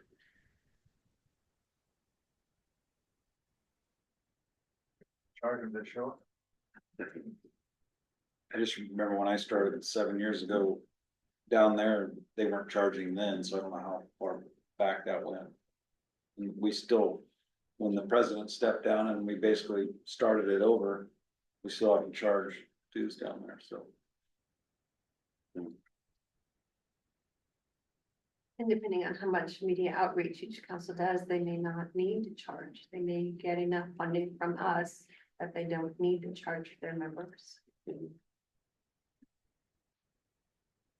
So what I would like to comment on is what I'm hearing from the chair of the OUNC, and which makes sense to me, is when we ask for that information at the end of the year, who your 3 new board members are for next year, any other information, we're gonna ask also, what are your projected events? So that we know where this money is gonna be going. It may happen, may not happen, you may change your plans, but just to have an idea of what you're looking at for doing on each of your councils, to have an idea of where this money is being spent. And maybe the amount. And Yes, then, yes. I think it's value to look at what they did previous year with their funds as well. That's We've been tracking that. good. Oh, good. Yeah. Yeah. And we have that on the board resources if Nathan wants to go home and just see what's happening. You have nothing else to look at, but yeah, it's all there. And then we just update it as information comes in. Have any sort of projection on our operating cost increases each year? Our operating costs have increased. I mean, again, Kitty went from $1,400 in 2014 to 11 each. But like right now, like this year, they're gonna be like annual inflationary costs. I imagine, do you have a cost of living? You have a cost of living raise built into your, so just, again, we just pay Kitty what the state pays Kitty. Well, there's Kitty, and then there's the hotels, and then there's all of those kind of those. things are gonna And that has creep up. continued to increase. So, I mean, Yeah. that I would be a mean, 12 number. years ago, I could, each meal would, I tried to keep it like $18 a person at a hotel like this nice, and now it's closer to $28, $30. Breakfast, lunch, it doesn't matter, a taco buffet. Yeah. Yeah, so it just keeps rising. Yeah. I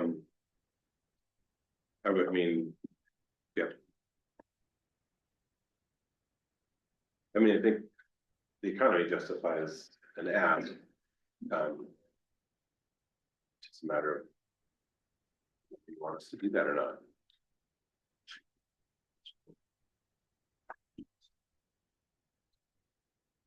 Better budget, Steve. 60,000 gives us 50,000 to the councils and 10,000 for us to operate this. So our operating costs are closer to $25,000. Right, And so we get 10,000 for that. but you were talking about a COLA, you could ask for the COLA anyway, I mean, that's a 4% to 8%, or, you know, I mean, that's an ask. It's justified, correct? In theory, yeah. Yeah. I mean, it's a good reflection of, State board is gonna ask you what, or the state, right? They're gonna ask you what's for, you can say it's a COLA, 4%, 8%. yeah. So very justifiable. And, you know, they held off a long time before asking their members for more. Again, and 2013 is the last time we've asked for any type, I mean, last time we got an increase was in 2013. So it feels like we're not prepared to make a formal ask, which is kind of tough because they're gonna approve their budget right now. And so the time to ask for more funds is this meeting or before, not January. What's your normal ask? 60,000. So that's just regenerated every year? Yep. 60K. Yeah. So I don't think we're prepared to ask for a formal request. I don't think we're prepared to make that presentation or a supported ask, but maybe tomorrow we can present that we have this discussion. And we will be looking at that to make a formal request of increase potentially next year. So, that feel right? Yep. That should be a item. 4 meetings, to discuss where we're headed. So you, The third meeting, be ready to have that ask ready. let's keep that on old business, moving forward. We just look at the inflation rate and have that. Since 2015, 35% or so, still down. So it's just. Yeah, no, it's easy All our to, expenses keep going up. That's one way, yeah. like I said, we're doing less with the same and. We've all pivoted to what the new normal is now, like she said, changing venues to cheaper costs of food and things to. The money work that we have. And maybe that satisfies what they're trying to do and maybe it just, they can say no, and comes back to us and, okay, now we need to charge more in our dues, maybe we haven't increased our dues. Also. What are you doing? Our dues to each council, Just overall. The grand total, what should do total? $4,600 a year. $4,000 to $4,600. Not a, yeah. Well, I appreciate that. Be thinking about that, think about what, I'd like, maybe each council can have some sort of impact statement that they've experienced over the last X period of time since 2013, since that funding changed and we can go from there. We can also just as a board very clearly say, our budget is 50,000 to the board's 10,000 for operating expenses. Our operating expenses are now $25,000. That's the increase that we've seen over the last decade or two. So we do have some grounds to ask for it just as a state council. Because we do want to do this. So if we still want to do this. Any further discussion on that? Thank you all. So, it is the time of year to do nominations for the 2025 officers. Kitty sent something out in the last newsletter? Yes, but there were no. There's nobody who nominated, so I will open the floor now for nominations. We have a president, a vice president, a treasurer, and a secretary. So currently those are held by myself. Casey's vice president. Is that correct?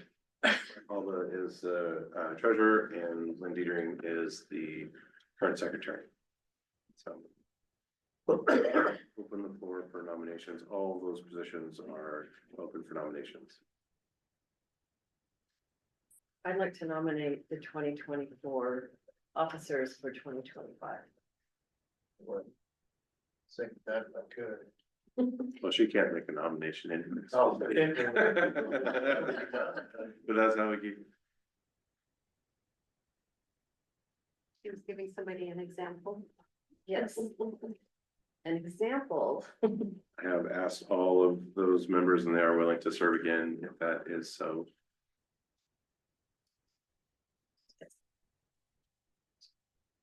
What Kitty said.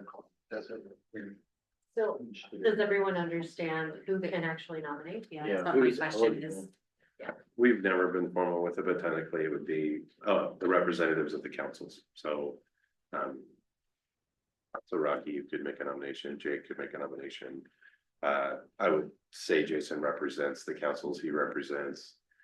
Ryan, of course. Casey, Alba, and I all serve the MUCC, so we can make nominations as well. Is voting limited to the board members? And then whoever else is online too, in theory.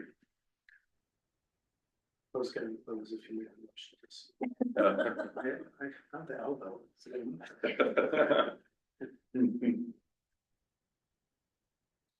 Well, you want to make a motion to keep all the board members from last year the same?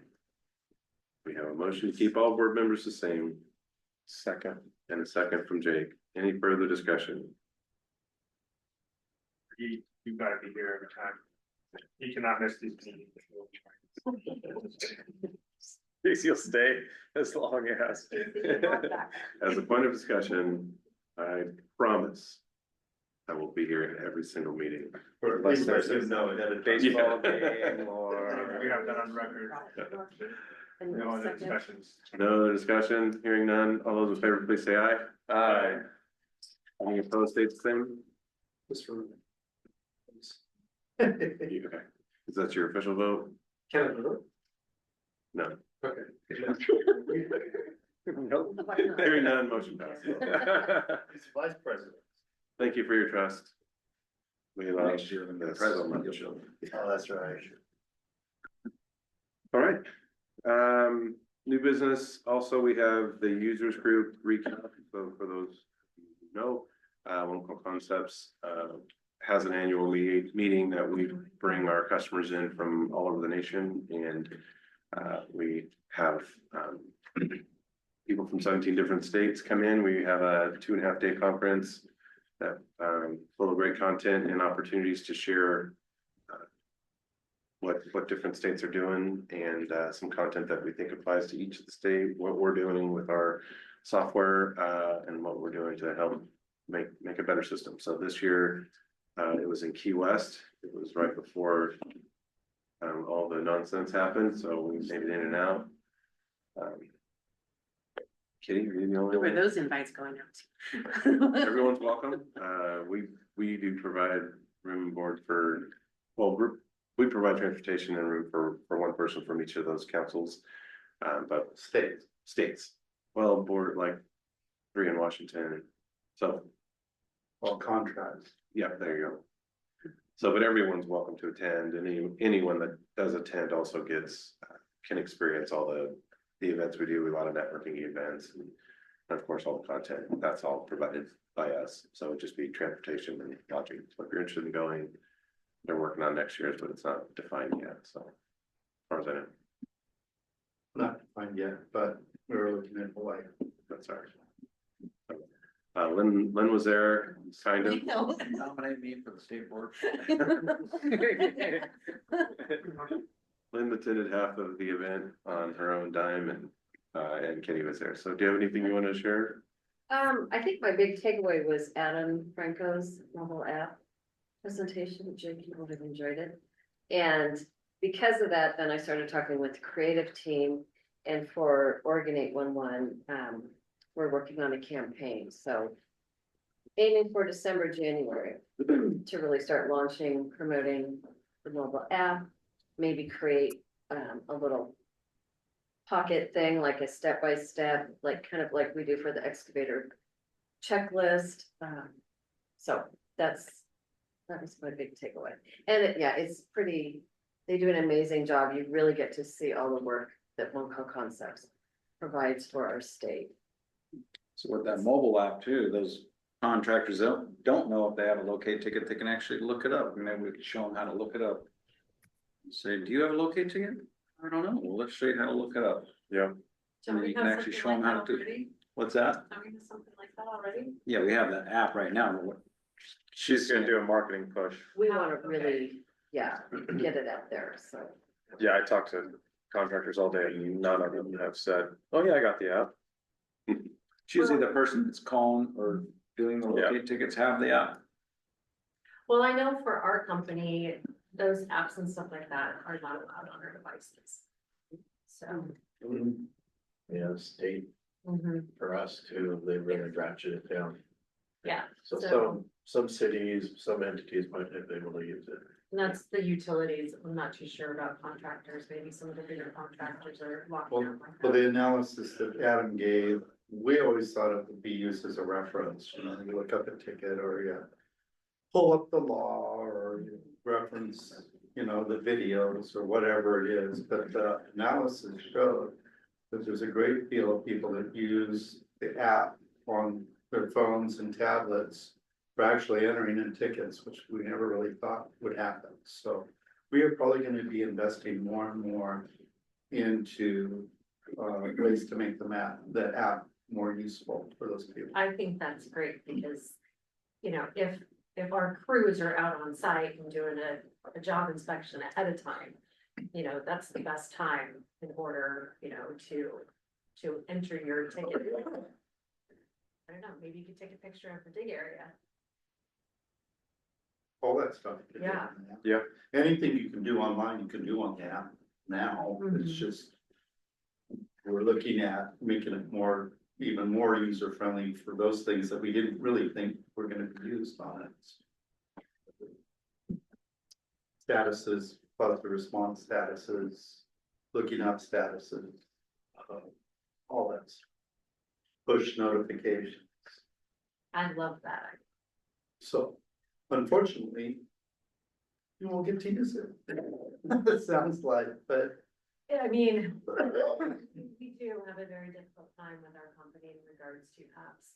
There are some that I can get approved, but, you just never know. It's a process. What if there was a, You have that issue too? Yeah, our company uses it. It seems like for safety and for that, you should be able to get it approved for your company. Yeah, ours has to go through a checklist of can this be used for safety, then, yeah. And I also just use my personal phone as my work. I know, that's so bad. Look, Kevin Buzz, both his phones here. I use my personal phone because, like our board documents that were just sent out, I can't get them on my company computer because everything's blocked. So guess what? I have to use my personal. I think there's a lot of people who probably do that. And it's so frustrating. So frustrating. So I guess I can write off my phone, right? Another area we always focus on is we do law updates across the state, which is usually a big portion of the program, and you get to hear and see what is working in other states and what isn't working in other states and what they're looking to propose and all that kind of stuff. So, that's this year we changed it because it was more towards the end of the program. This year we put it at the very front of the program. So it'll allow for people who are attending to do more networking and ask questions of one another. The big push for us is to present stuff, but also present it so that and present opportunities for people to do networking across the country. So people can talk to people from Louisiana or New York or Washington and really get questions answered as to what works and what doesn't work. Advertising, we do a section on advertising and what they've done, different things that they do, summits that they put on, ideas for presenters for those types of events, all those kinds of things. So. Is that updated through you, Frank, or part of the team? What? The law updates? Actually, what we do, Kevin, is I usually, I won't anymore, but in the past, I was the facilitator. So we had representatives from each one of the states, either executive director or somebody, a board chair from the governing group to come in and go through what they're doing, law changes. It's really funny because Louisiana seems to have no problem in opening up their law and making changes. They've done 17 of them in how many years? I don't remember, but It was like, but every other state's look at them and go, we can't even get one change done every 10 years. So it's funny how different states approach opening up their laws and making changes. And some of them have make no headway, and some of them have no problem whatsoever if they want to change them. So some of it is law and then some of it is rule too, which is a different tier of accessibility. That's that a true. lot of people don't understand. That's true. A lot of it is law though. Yeah, which is surprising. Oregon is kind of unique in that it's mostly rural. But Washington's been trying to make changes up there, I don't know, a number of different times. And unfortunately, there's some big players up in Washington that want to open up the law. Seattle's one of them. So when you have a big player like Seattle, nothing gets done. all right. Anything for the good order? Kevin, you said you had some things to share now. I do. Can I share my screen? Yes.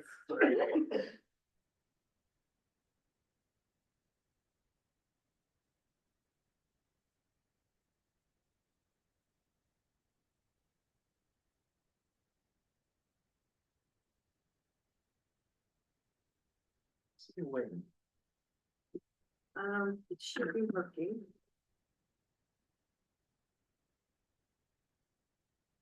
There we are. Okay, so last meeting you guys had, I heard, so I was able to make your last meeting.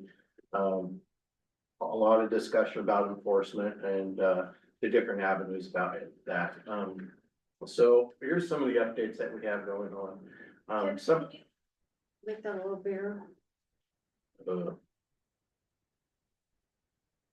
like that. I don't think better. Thank you. Okay. So one of the big cases that, that we're working on right now is with the city of Portland.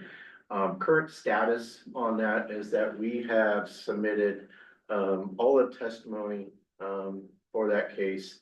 And it is up for decision, by our commissioners. This particular case, involves the city of Portland, and it's related to essentially whether a utility operator can require a homeowner to register with the one call center, thereby making them responsible for providing locates and such. Just a little bit of history on this. It appears to be a policy that the city of Portland has enacted for several years. And despite the efforts that this board has done with the sewer lateral letter, trying to shape that discussion, the city has enacted a non-conforming sewer lateral program, which really flies in the face of everything that we understood as how the rules or why the rules were written the way they were. One of the benefits of having a complaint process is it doesn't really put you guys in the hot seat for taking someone on like the city of Portland for this issue. Commission is doing that, and we tried our darndest to come to an agreement on the rule application. Ultimately, both parties could not agree. And so we are in the process of getting a ruling that will really shape the direction of, hey, are homeowners supposed to be part of this one call center, or is it the operator? With that, we have given I would say a soft pause on a lot of what we're looking at for complaints, because how this ruling comes down is going to affect a lot of those other cases that we might be looking at down the future. There is a 2-year statute of limitation for complaints. So we're working within that window, but this case has so many implications that are beyond our control. It's prudent to take a look at this and let this play out as needed. So that's been going on for quite some time. I think the complaint was a homeowner. It wasn't a utility, it wasn't a franchise utility. It was someone that just said, no, I don't think I should have to respond in 48 hours to go put paint on my sewer lateral that happens to go down an alleyway. So, and the sewer laterals, I think it's like 106 feet, you know, in an alleyway. So it's a substantial facility out there in the public right away. And so that's what's going on with that. So if I can. Oops. Let's go away.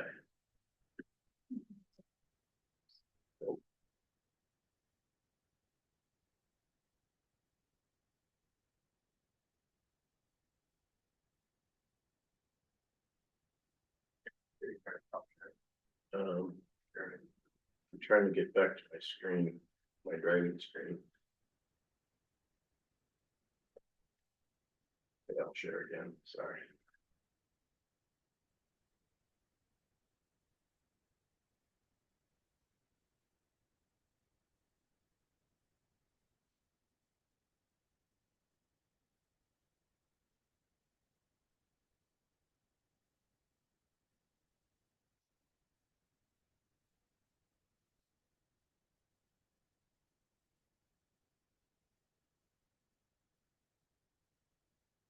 So on the other hand, on the other side of things too, is that some of you may have been familiar with the DIR that we sent out asking back things up a little bit. We've received some complaints that the investigation seemed to be heavy on the excavator side of things and not so much on the operator side and providing locating and marking services. We had an individual from MEI present to the OUNC their concerns. Ultimately, this person from MEI also presented their concerns to the commission as well. Having our ear to the rail and being part of this community, we understood what the concerns were. And so we opened up what is in that? More excavation. More excavation.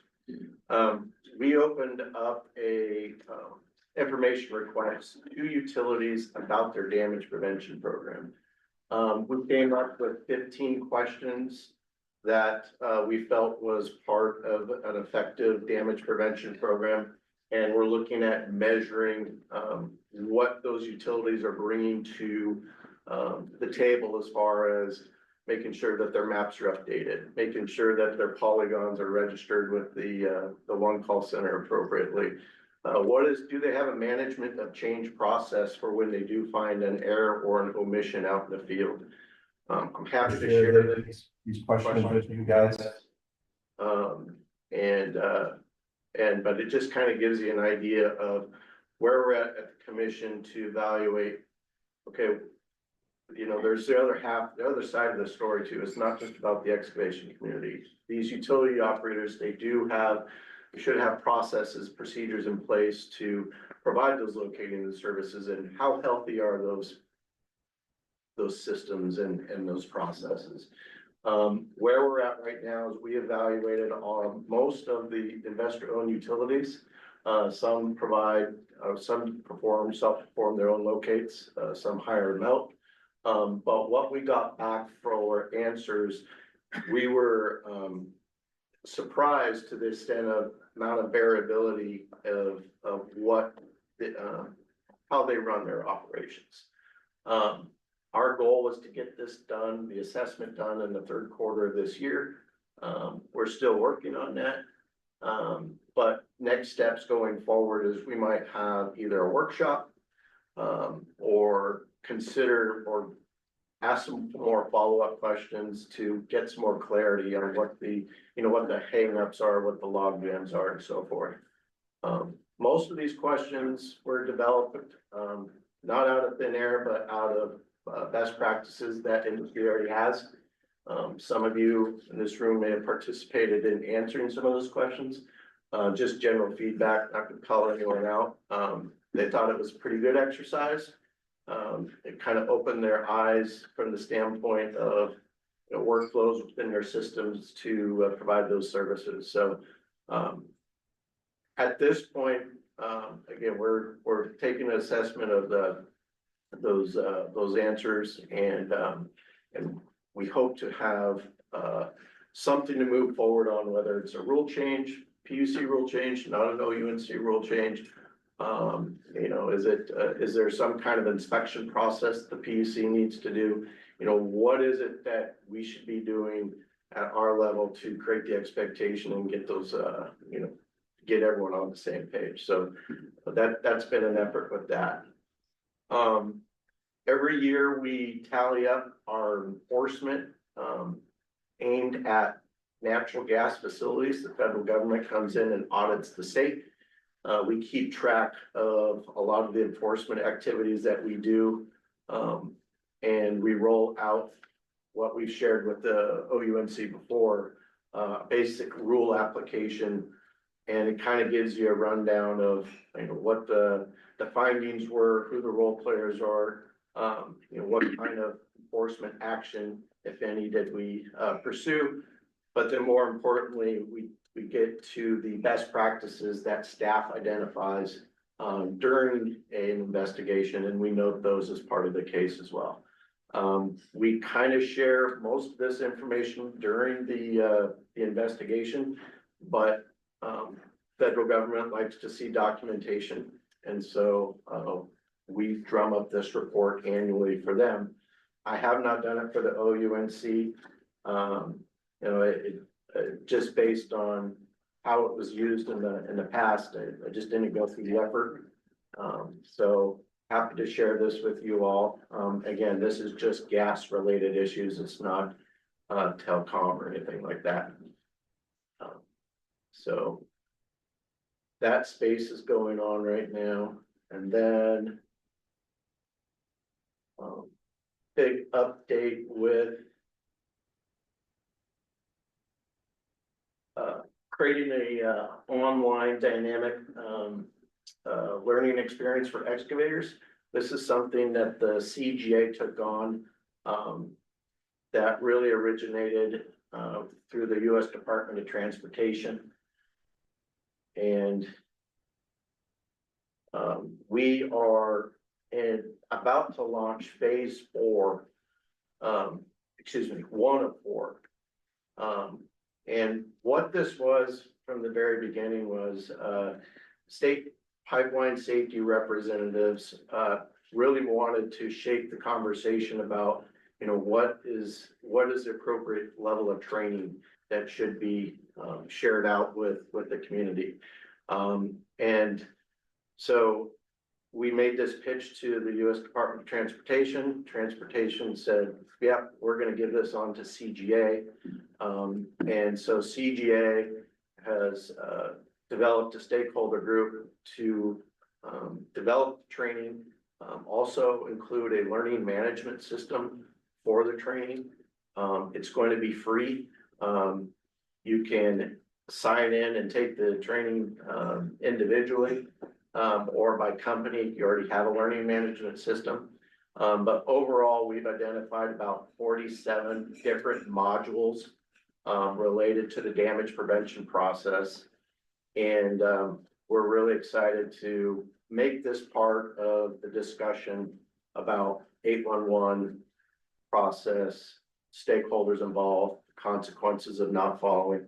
And the nice thing about what the learning management system is that we're going to be able to get some real-time feedback on what is working as far as the message, what people are getting out of the training, what they're not.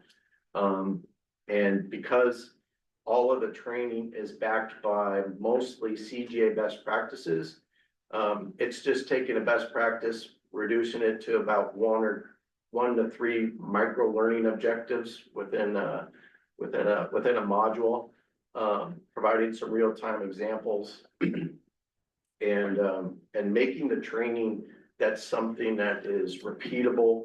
It can be measured and incentivized by making it available to a lot of people on different platforms and so forth. So I'm looking at this from the standpoint of as an enforcement tool, but I'm also looking at it going, you know, to the city of Eugene who left, you know, if it's appropriate for anyone that's working in a right of way on a city project, should they take this training?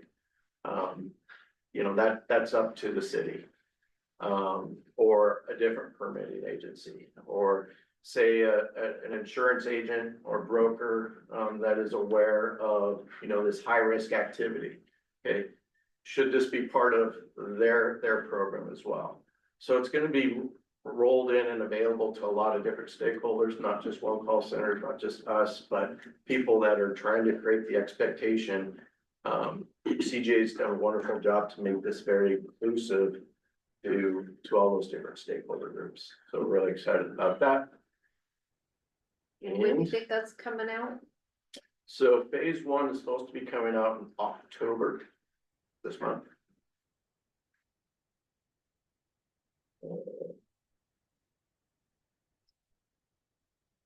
Then the other big thing that's hit the part of the discussion is defining root causes. If I could figure out how to make that bigger, would. Oh, I guess it's gonna be, it is what it is. Federal government for damages occurring in this calendar year is requiring that gas companies use CGA's root cause There's 26 of them. And so the ask at the very beginning of the year was to CGA partner with stakeholders and get an advisory group together to get a decision tree on how to navigate through those root causes. There was multiple meetings about this. It turned from multiple pages to, we got it down condensed to one tool. Currently, this is in our their creative team as far as rolling it into their dirt guidance, but they're also going to be creating what they call a widget, kind of like a TurboTax tool. So if you answer a question, it will logically take you to the next question to narrow down the root cause. Problem that we're seeing with current data, what the U.S. Department of Transportation has, is that there's a lot of inconsistency with how operators are reporting damages for the current reporting requirements that they have. And so they tightened it up and said, everyone's got to use dirt. And the key part that I noticed too from the very beginning was we had some operators that were using the definition of excavation that established their one call law or their one call board. And the definition that CGA has for excavation, there is no exemptions built into it. And so what they're trying to do is kind of get a normalization of the data. And that's going to help us decide a little bit better as far as the direction for enforcement. So Northwest Natural shared that 40% of their damages were due to no locate. Well, this tool is going to be flushing out, or at least asking some more questions that probably need to be considered in a different light, given that there's different criteria now. And this is all related into integrity management programs and getting better data to address those threats and develop mitigated measures towards those. So, for example, one operator, they had about 12 root causes drop down, and the most that it would go towards, as far as locating issues, was they would just say contract locator error or contract locate invalid. Well, it didn't go into, well, did they have the right map? Are they properly trained? Was it a bad signal? What was it? And so PHMSA, kind of leveled the playing field a little bit and created 26 root causes. And I expect to see some different data sets as we move forward with this. Is this something that the PUC should adopt for all the operators? I don't know. But it's certainly something as far as, what is a root cause? A lot of the discussions that we had when developing this is we had to get people away from the mindset of defining, well, who's responsible for the act. That's completely different than what a root cause is. And I think part of what operators have been struggling with as far as the data is they've been looking at, the rules, their state rules, and saying, well, it's an expired ticket. Case in point, I was looking at a damage report that said, we missed the 2-inch main, but it doesn't matter because the ticket expired, so they're responsible. Well, wait a minute. What if the map was bad? What if there was a management, a change process to, fix that? And then, and then it puts the excavator in a tough spot because he knows or she knows that, the line was missed from the beginning because it was a bad map. So all in all, data is going to get better. We have leading indicators of what the issues are and how that relates to enforcement. This space has changed so much in the last 5 years. We're taking a look at, hiring different people to, assess these damages and these complaints maybe. maybe different rule changes on, you know, defining root causes and so forth, or what is reported. So it's been pretty tough at the commission as far as getting that ruling out with the city of Portland. We've had a record number of rate cases related to utilities requesting adjustments to the rates that we have to review as well. There's a lot of stuff going on in this space, and kudos to you guys for figuring out your stakeholders to create the expectations differently that are a little bit more effective than, you know, writing out a complaint form. So I think that the data is showing that we're headed in the right direction. And it is going to get better in the future. That's all I got. Questions? Can you send me that report to include? In the minutes? Thank you. Has this been adopted? I know last time when CJ rolled it out, it hadn't been adopted, that the flow chart. Yeah, we had our last meeting on it.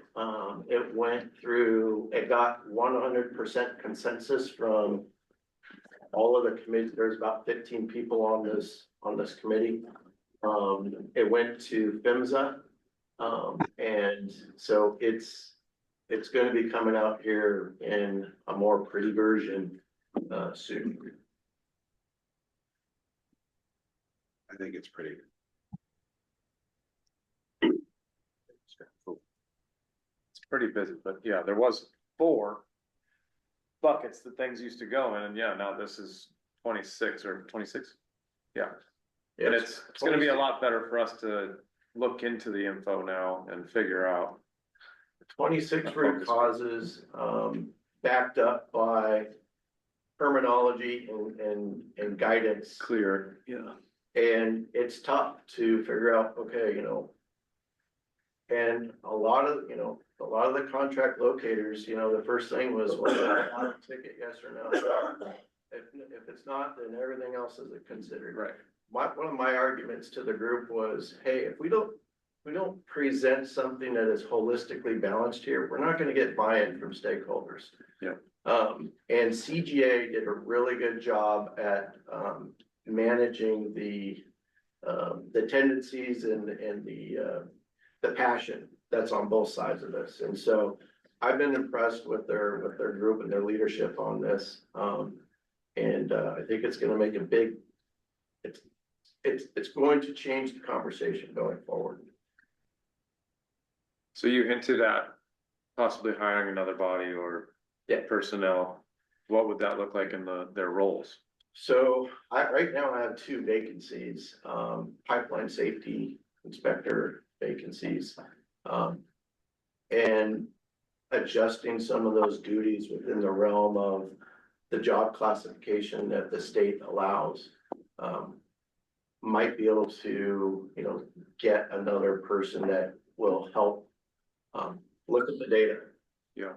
Do drop-in inspections on how in the world did a utility come to this conclusion? Is the documentation sufficient? And if not, then we'll go through our inspection process, but. Okay, come on up. That's down the road.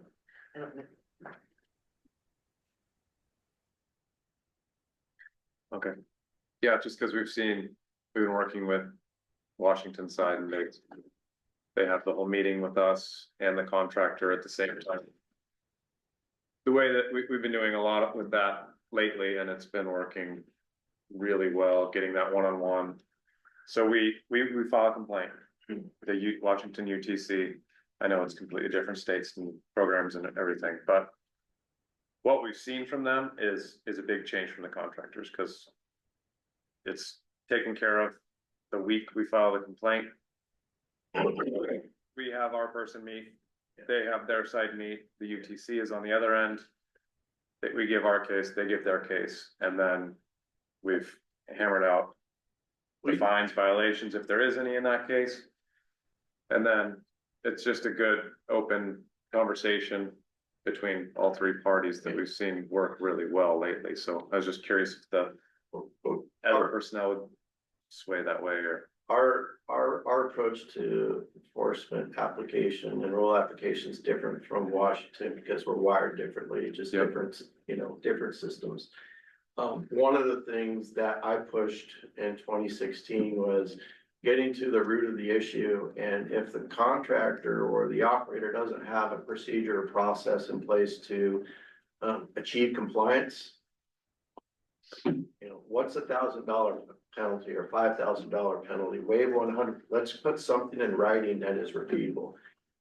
Starting that conversation took some time, and it wasn't bought in by both sides either. And so our approach with partnering with CGA now, sharing this information with you guys. Great success story on, the permitting side of it, but then maybe there's an avenue there with multi-employer worksite conditions that probably should be explored and have those conversations to create the expectation.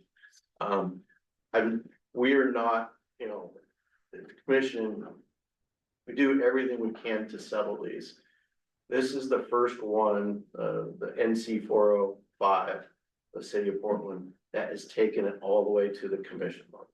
It's never been done before. So it's through us through a loop. And if someone wants to stick their heels in the ground and push back, we got to figure out why it's not working. And there's just different environments between Washington, Idaho, and Oregon. Where we we have a partnership with Oregon OSHA. A lot of those other states don't even want OSHA involved. Okay, I'll share my numbers compared to their numbers. Well, that's at the end of the day, that's what we're going to be held to by the federal government. So there's just different political environments, different instruments, different outreach. And instead of, one of the things that I was challenged with is figure out to move the needle with the tools they have. And we're doing that, but we're gonna have to make some adjustments along the way on how we're looking at it. I think the tough thing on our side is with Jake and I, that's our job, is damage prevention. We do a ton of outreach that all the damages, when we see the same contractors we talk to over and over again.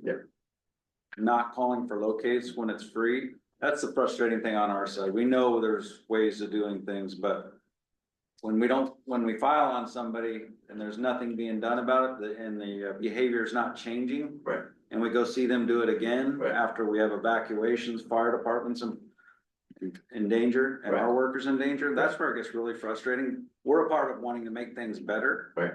And when we don't see things getting better, like the contractors I talked about, we have the 6 that have over 6 times we've talked to them about the same issue. When you don't see a behavior change, that's where Jake and I don't have to be a part of this board. We don't have to be a part of all these councils we're a part of. We're a part of those councils and boards because we want to see make a difference. So when we don't see those differences made, we do a lot of outreach and we're not seeing any enforcement on it. That's the frustrating thing on our side. I see the enforcement, the frustration.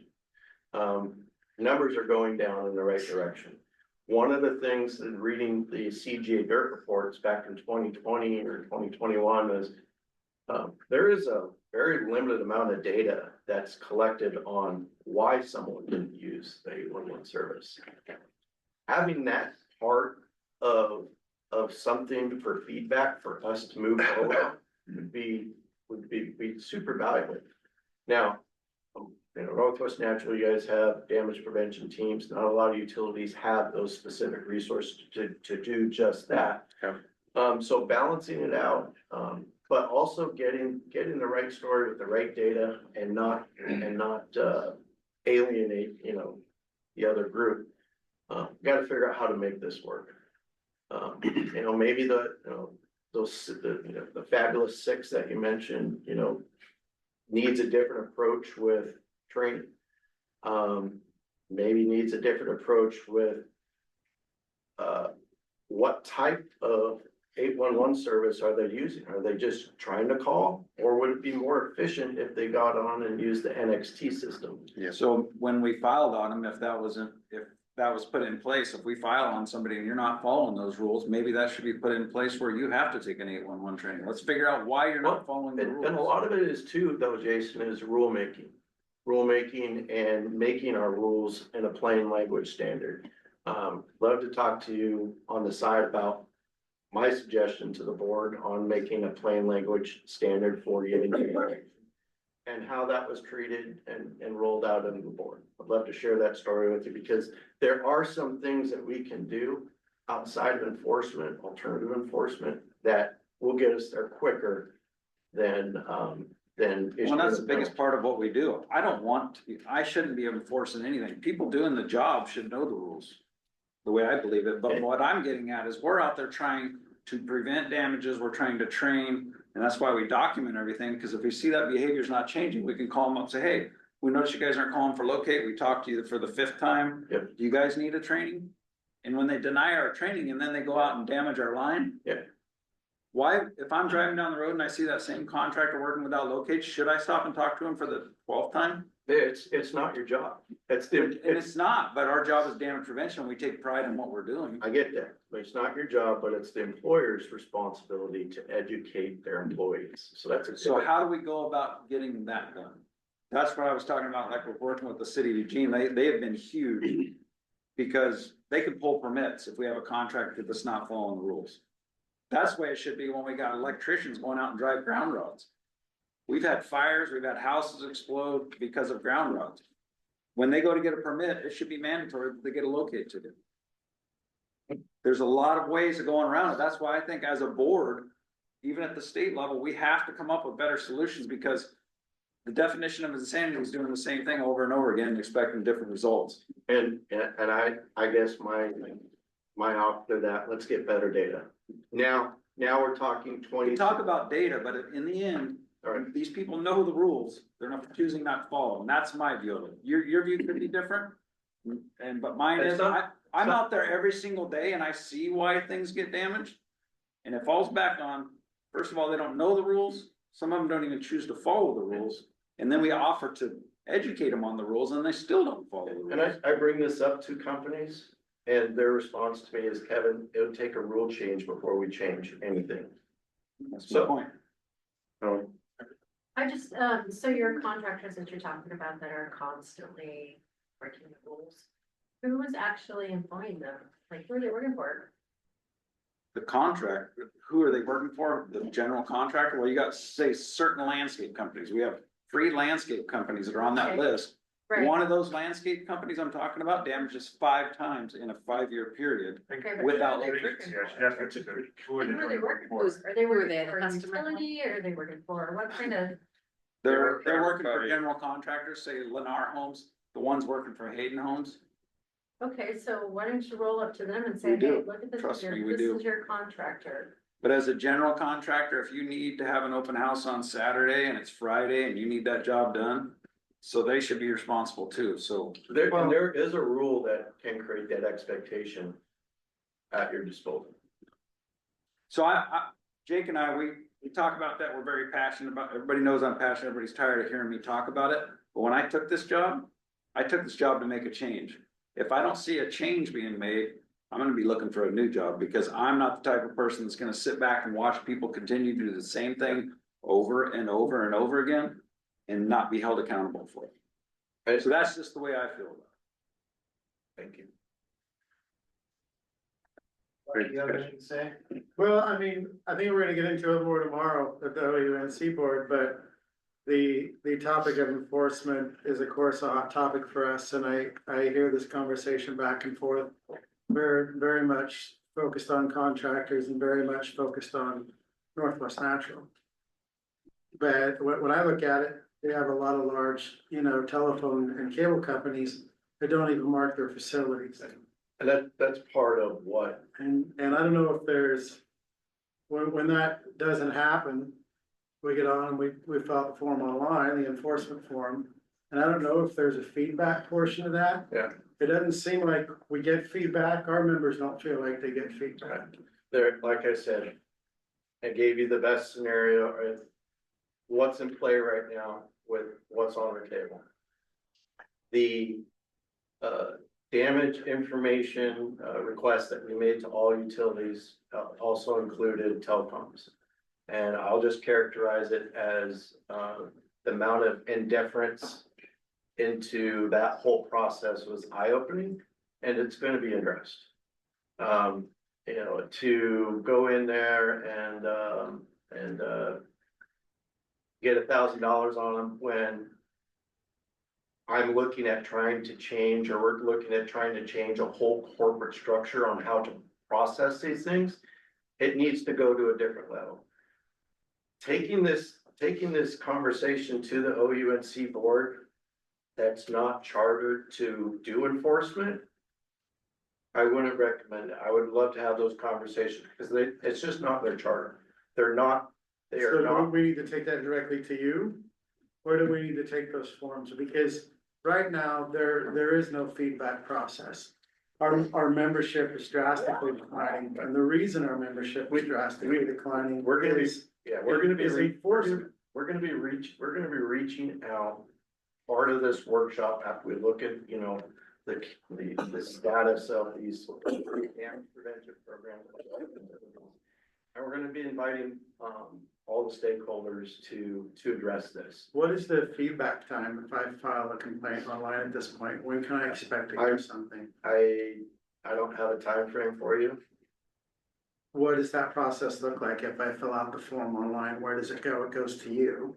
It goes to us and it goes to us, consumers logs it, and then it gets stacked up to when we can take a look at it. So some of the problems, and I'm sure you're aware, but I just want to state it so that we're on the same page. For example, large communication companies not marking their facilities. This has gone on for decades. Yep. I mean, when you talk to our members, they are so sick and tired of the problem. They are mobilizing crews, right, and it's costing them thousands of dollars, okay, and they go out there and the marks aren't there. okay. Where if Northwest Natural causes a misstep, man, they're right on them. So why are these large companies not held to this standard? Why are there no phone marks? Why are there no TV marks when you're in the field? And when there's no feedback given immediately, you know, our hands as a local council are kind of tied. I mean, we definitely have the city of Eugene doing everything they can, and the people at this table are here trying to go to the OUCC, trying to go to the OUNC, trying to go to the PUC and say, hey, the reason you're getting such an active paying body from us, the reason that we're declining in membership is this lack of enforcement. We feel like we fill out a form online and nothing happens. And maybe that form isn't the right vehicle for what this systemic issue is. But, you know, the PUC doesn't control franchise agreements. If I'm a utility and I want to provide service to the community,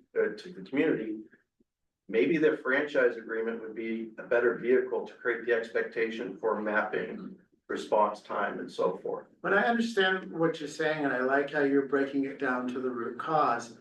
But what I'm talking about is, like in Washington, for example, if you file a complaint in Washington within around 7 days, you hear back immediately. Right. So our members feel like, okay, it's gonna go before a board, this board is gonna discuss it. Right. They're gonna get feedback quickly, and you don't feel like you're just speaking to a wall, where I know you're doing a lot of work on this, and we appreciate that. And I appreciate how you're breaking it down to the root cause. I've done thousands of damage investigations, and you're right. Everybody's looking at that ticket and they're going, when was it called in? You're at fault. And there's so much more of a larger picture there, and I get that, and I appreciate that. But first and foremost, man, this has gone on for decades. How can we assist you in creating a system where there's more of a rapid response time, even if that response is, hey, we gotta put this on hold a little bit right now. There's a claim going on with sewer laterals, you know, for example. Man, we've got to get some sort of feedback, and it's not fair that, you know, and these large companies just get by for 10, 15, 20 years not marking their facilities, because you're right, $1,000 fine isn't enough. we'll just flip the dice and see how much it's gonna cost us. Rocky, in 2016, we got away from a forward stakeholder group approach on doing enforcement because of the conflicts of interest. Since 2015, we've been unpacking, peeling back this onion to get to where we're at today. And your participation and feedback in the PUC process is going to be valuable in the stance of, okay, what is appropriate? Is a late locate, in Nevada, they, if you have so many late locates, it affects the ability to, for that company to get return on their cost of capital. Okay, is that paperwork? No.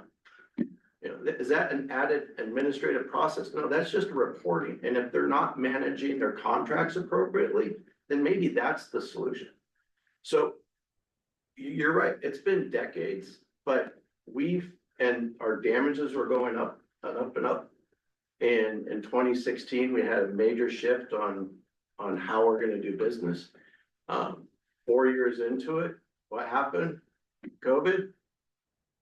Number of rate cases everywhere. Get it? And I appreciate that, but feedback doesn't take a bunch of meetings. Feedback doesn't take a policy or a rule change.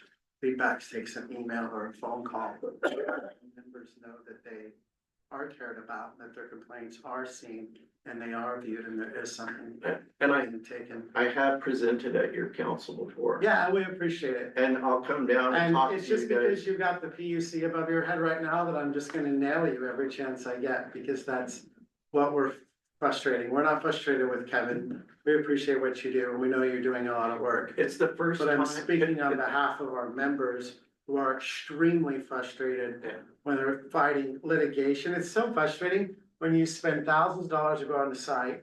There's no marks by the same companies that never mark. You finally decide to dig, you hit something, well then guess who shows up?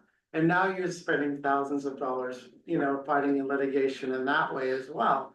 So I just have a responsibility as president of the OUCC to come and to say to the PUC, man, what you're doing isn't working. We're not happy. We haven't been happy for decades. And the reason please get some feedback. The reason I came here directly is to update you guys on where we're at, because it's not a popular topic at the OUCC board meetings that is dominated by a bunch of utilities and their contractors. It's not a popular topic. He just left. I mean, that's a case in point. So getting to the right channel is the first and foremost thing. The PUC has a responsibility to make sure that these utilities are operating and providing safety and locating market services and so forth. OUNC is a different charter. Okay, I use their rules, which are starting to be a little bit too prescriptive and not performance-based. You can get a lot more with performance-based rule, in my opinion, than a prescriptive, because then I have to argue what's the definition of operator, or what's the definition of maintenance. Okay, so there's some challenges on applying the rule, and for us, for the first time, to have this damage investigation, this a DIR, all the utility. That's the first step. It's 15 questions of fun. Love to share it with you. I would love that. And from what I can see, they were great questions. And I want to hear your feedback at the appropriate time at our PUC meetings on what is working. I think part of the issue that we're having specifically are in non-damage situations that is also costing our contractors money, right? So it's not always a damage that's triggering the issue. It's just the non-compliance to the rules, right? And how we have to pull our crews out, or we have to, go to these litigation hearings to fight for lawsuits coming back our way. It's just, what do we do? It's just a question, right? Like, what do we? And I don't know if you guys caught Eric Broman from MEI, who gave testimony at the PUC. Heard loud and clear. He is very passionate about this, and you guys we need to have this dialogue. And that is gonna happen. It's been a while to change the direction of this ship because of how it was enforced in the past. Too many conflicts of interest, not getting all the right information, only channeling a certain segment of root cause, root issues, people not having a management change process for the mapping. All those things wasn't part of the discussion decades ago. And now it is. And that's my pledge to the LUCC. Kevin, is there a public PUC meeting where our members could voice their opinions around these kinds of things? There is, and they're aware of it, and that's why we sent out those questions. And we're gonna be following up on those questions to figure out what the best course of action is. Could it be a rule change? Could it be an inspection process? You know, and the issues are real, but this is the first time that we've been able to get the right people at the table, PUC, to get something strategic. And after reading those 15 questions, I think you can see where we're headed with it. And I'd love to present to you guys, you know, at your meeting where we're at. Kevin, when you say rule change, are you talking PUC rule change or OUCC, OUNC? A rule change being in PUC or inspection process. Kevin, I really appreciated you coming down and presenting to the LUCC about that RA process. That was something that was really informative for us at Hunter. You know, if you talk about conflicts of interest, that's a big glaring one for me, is I gotta be careful about how I talk, because some of these incumbent phone and cable companies are our biggest competitors. Right. But I think what we'd like to see as a council, correct me if I'm wrong, gang, is really hearing from you about what is this process? What is this outline? Can you come to this next quarterly meeting? Give us a readout on the progress, because what you told us today was huge. That's really great to see.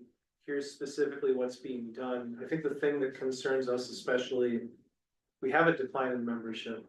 And when we reach out to these contractors, the general response that we get is, you guys meet once a month to gripe about the same problems. I'm not seeing any changes. Why would I bother wasting my time? Right.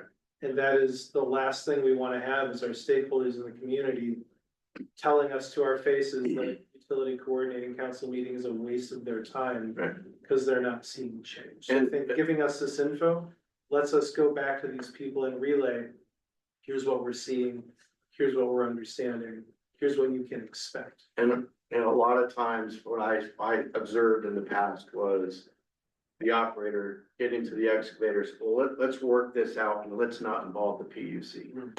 Okay, then I'm an island in the stream. I can't do anything. You can't do anything if nobody's telling you. Yeah, and I'm glad that it's been worked, you know, it's worked out, it's played out as far as it can. But after reading these 15 questions, I'd love to present to you where I think this is heading.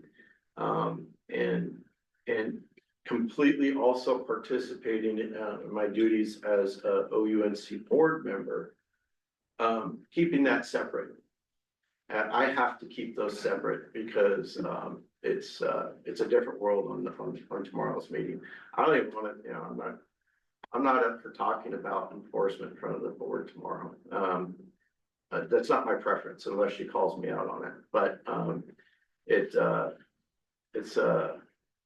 a mixed bag, but we're heading in the right direction. The data shows that we're heading in the right direction. The telecoms, that's a different animal, and I get you, and we see it in the responses. Well, I like to say that we're going in the right direction because of all the work that the OUCC is doing, and we should probably consider more funding. It's, you know, that's what I say.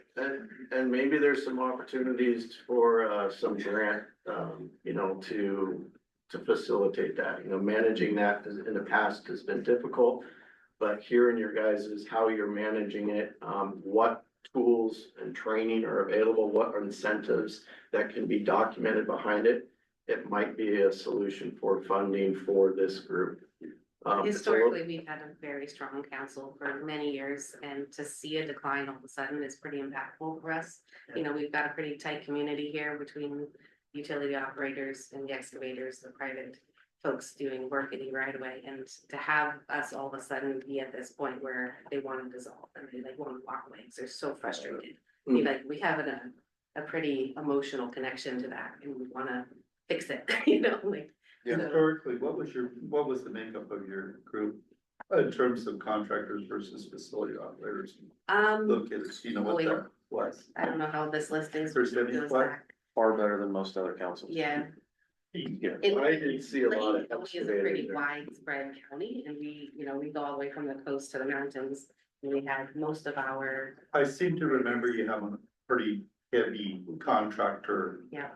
And at our monthly Participation. meetings even, we would have a lot of contractors coming. And that's pretty rare these days. Yeah, well, as we all know, this isn't an uncommon conversation. You hear a lot of this and a lot of the, defensiveness of it, so. And we are a group with a voice, and I don't mean that in a derogatory way, like you're taking this to a great place and really evolve the program. But I still, as a UCC boots on the ground kind of a council, this is a real common theme also. So it's not just in Lane, it's kind of everywhere. So I don't know, maybe we need to rethink our approach on how, but maybe there is an opportunity for us to present at the PUC rather than the OUNC, because we still are that place. But I'd want to be very prepared for that presentation if we do that, so. And we heard the same thing, similar feedback from the contractors are out in Bend. They're saying, I call and figure there's no point. Yeah, it's a bigger. They know the facilities are there, and they're like, calling 3-4 times, nobody goes out. You gotta rip through it. I just had a call from one of our crew leaders in Coos Bay. They hit a line, homeowner comes out, don't have service, and they come out, nothing was marked. We don't even know who to contact until we ask them who's your server. And there's some things that utilities are doing differently too, like Northwest Natural, decided to have an exclusive contract with the locate service, not sharing with any other utilities. They made that choice on their own, and it wasn't the PUC telling them, you have to do that. We don't like to tell people how to do their business, but what the right thing is and get there to on your, yes, we have rules, but managing someone else's contract and that's not what, historically, that's not what we do. So I think something, I'm sorry to speak over you, but I think something that really rubs us in a really unpleasant manner is we're a county level group of volunteers. And we're trying to hold the feet of multi-billion-dollar national corporations to the fire to get them to follow Diggle. Yeah. So we're not trying, like Rocky said, we're not trying to beat up on you, Kevin. We're not trying to disrespect. We appreciate you very much. This is, your contributions really are valuable, but I think the thing that we need to understand and the reason why you're hearing the passion from this side of the room is we don't know who can help us. And historically, we have not been in a position to take the lead on that. Right now, we are taking the lead on that. And there will be change. Chasing a multi-billion-dollar corporation with $1,000 fine. Right. Okay. The coin. So I'm sorry, the form really was used to maybe to address some of those micro issues. But as you can see, for the root causes, our in-depth look at, the tough questions that we ask the utilities, we're looking at it differently. That's never been done before. On a commission level. It's extremely important for you to get that information out to our members and our contractors, because they don't know this, they don't see this, they don't understand this. I'd love to present a little bit. I'd love to We're on the board. Yeah, that's why we're here asking this question, so we can understand. So I'm glad you're here. I'm glad Melanie timed me up saying, hey, you better get here, you're gonna be. Probably here tomorrow too, the next day. I don't know if I'm gonna make it tomorrow. You beat me up too much. Would it help to increase the phone number? I have his number, I'll give it to you. We have his number. I know some states are looking at increasing their fines to $20,000 for their big dogs. So I mean, you brought that up a few times, would that be? I've seen other where they've kept the fines the same to make sure that they get buy-in, but a different enforcement mechanism if the utility is late on no-shows, 5 no-shows, and you want cost of, recovery of capital from the ratepayers? No. They're gonna be managing their Problem with contracts. that is you gotta make positive response mandatory then, so there's some record of it. So, And it- right now, there isn't any record. And right now, that's probably something that would be done through a rulemaking process, not the OUNC, but the PUC. Just thinking outside the box there. I mean, this is where the statute was going, right? Just the way you could kind of push it towards this having the fines. That's what we're talking about. Yeah. Nevada, no shows. Oh, you want a rate of recovery on your capital investment from the ratepayers? Yeah. No. That's a cleaner process, and it encourages the utilities to manage their contractors, or at least have contingency plans for when they do fall short of, contract personnel, that they have trained personnel to go out there and get those numbers down. And that's built in those 15 questions of fun that I'm gonna be sending you, so. I just want to give an opportunity to anyone online if they have any adds to this. No, as a financer. One thing I'd like to say, it'd be nice to come from the state board if they sent out a survey to each one of the coordinating councils to see what their issues are. Why do we have declining membership? Why are people not showing up? And see what they have to say about it. I mean, this is to make everything better. All the boards that we have are to make things better. I know people tired of hearing me talk about no locate contractors. But what is this board about? We're here to make things better. We're here to protect facilities, right? Is that what we're here for? I mean, I hear people, oh, you're not gonna talk about this time. Well, you know what? I'm passionate about it. I don't wanna see a house blow up. I don't wanna see anybody get hurt. I've been put in situations where I go and it's pretty serious. When you've been put in those situations and you see people not calling for a free locate, it's very frustrating. So I think anything we can do, I'll do anything to make things help out. But if I don't see change, I don't know if I wanna be a part of it, just like a lot of our members that aren't a part of it anymore because they don't see change. So if I don't see change, then I'm gonna probably step away and focus more on the things I can make a change. Well, I'd love to show you some data. Doesn't help us though. Data doesn't help us. We look at data every month. Yeah. Okay, well, I guess I'm trying to find a. No, I understand everything's Yeah. going better, but there's a lot of outreach. There's everything that everybody does here is making those numbers better. Can I suggest something? Would you be willing to meet with us as the leaders of the Land Utility Coordinating Council? Talk us through the process of, recap what you told us today. Yep. And kind of talk us through what happens when an RAA gets filed. Like, what is that actual process? I know some of them, I believe some of them go to OSHA. I think the biggest challenge we have, and one of the biggest challenges, is that we just don't know what happens after that. And when there's that absence of information, people kind of fill in their own gaps.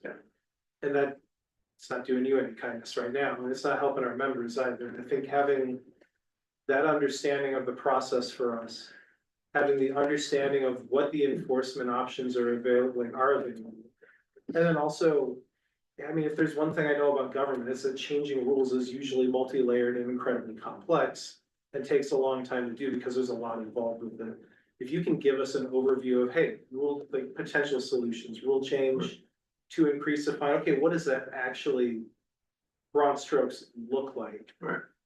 Help us set some expectations on our side. That way we can manage down to our membership, make sure they understand a little bit better about how this stuff works, so they're filling in their gaps. And we'll take whatever we can to try to bring people back to the table. Right. But they also look at his data, because if he has data that's showing it, then that might help you. I mean, there's some kind of a disconnect, because their data, which is word of mouth, isn't matching up to what your. I'd love to see data is county showing. level data. I would love to see it, just so we've got something to cite when we talk to some of the biggest excavators in our community. We say, no, it's a waste of time, we can't get any change, and we say, well, hey, actually, damages have gone down this much. And this is the impact of the PUCs. Let's get some from the excavators. for the PUC, so it's not you guys just getting beat up when you show. The Northwest- To add to that, and not only that, and here is currently what the PUC is doing. Here's what we were doing before. Here's why they stopped doing that because of a conflict of interest. This is the process that they're looking at changing now. Here's these 15 questions. That's the feedback that our members are looking for to know that, oh, wow, okay, they are doing something. It just takes a really, really, really long. Yeah, this space has changed a lot. I would say the Northwest Utility Contractors Association representative didn't know until this last year that they could actually submit dirt data. That has never been an outreach from Oregon from the standpoint of to the excavation community. Hey, we want you to tell your story. And I'm looking at my boss going, yeah, I mean, right now it's a one-sided story, you know? So I'm starting to see more, excavators sign up for dirt to tell their story on what the damages are. A lot of it's been outreach, but a lot of it, priorities. And if it's not broke or it's not gonna, I don't have to report to my boss that, hey, the wheels are gonna fall off, then why share it? There's damage prevention rules, and then there's damage prevention policies and procedures. OUNC doesn't have any authority on requiring policies and procedures. PUC does. And so that's the way we're looking at it. We're changing the conversation to get some balance in there because we see it. I'm getting too many of the same complaints. So what is going on here? And we're just changing the conversation to get there. I kind of want to wrap this up. I think great conversation. Thank you for engaging in it. Thank you for being present. Appreciate it. Sounds like they want to have a conversation. Sounds like you're open to that. So I'll let you guys take that offline. I live in Eugene, so I'm not going. I'm not even gonna ask if you have anything that's more to say on that, because I don't want to hear it anymore. Just kidding, you're all very important. Anything else for the good of the order, though? No. Jason says no, so that must be. Kind of about time. I don't have anything else. You want some really got some candy over here? Downstairs, by the way. What's that? There's a really good bar Really get into downstairs. discussion after. All right, well, we'll have a beer then. So we have some gift cards to give away because we love participation trophies. Hey, we're gonna try this new little Well, if it's spin wheel that- participation trophies, then we should all get it. You'll get a free drink downstairs. No. Randy. It's not even here, spin it again. Spin it again. Must be cousin. I'll be telling those. I don't know where I'm on. Please do. Oh, Jason, what? Brian's. Oh, not here. Too bad. I'll give it to him. He's the same. Yeah, it's been the whole time.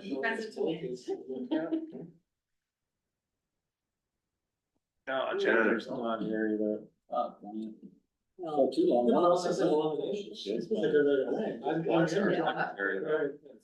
Gary, you still online? No. Gary? still He online? was here. I know. Absolutely. Gary. I think. All right. Rules are rules. I mean, he's still dialed in. I don't know. I think you dropped off, Diana.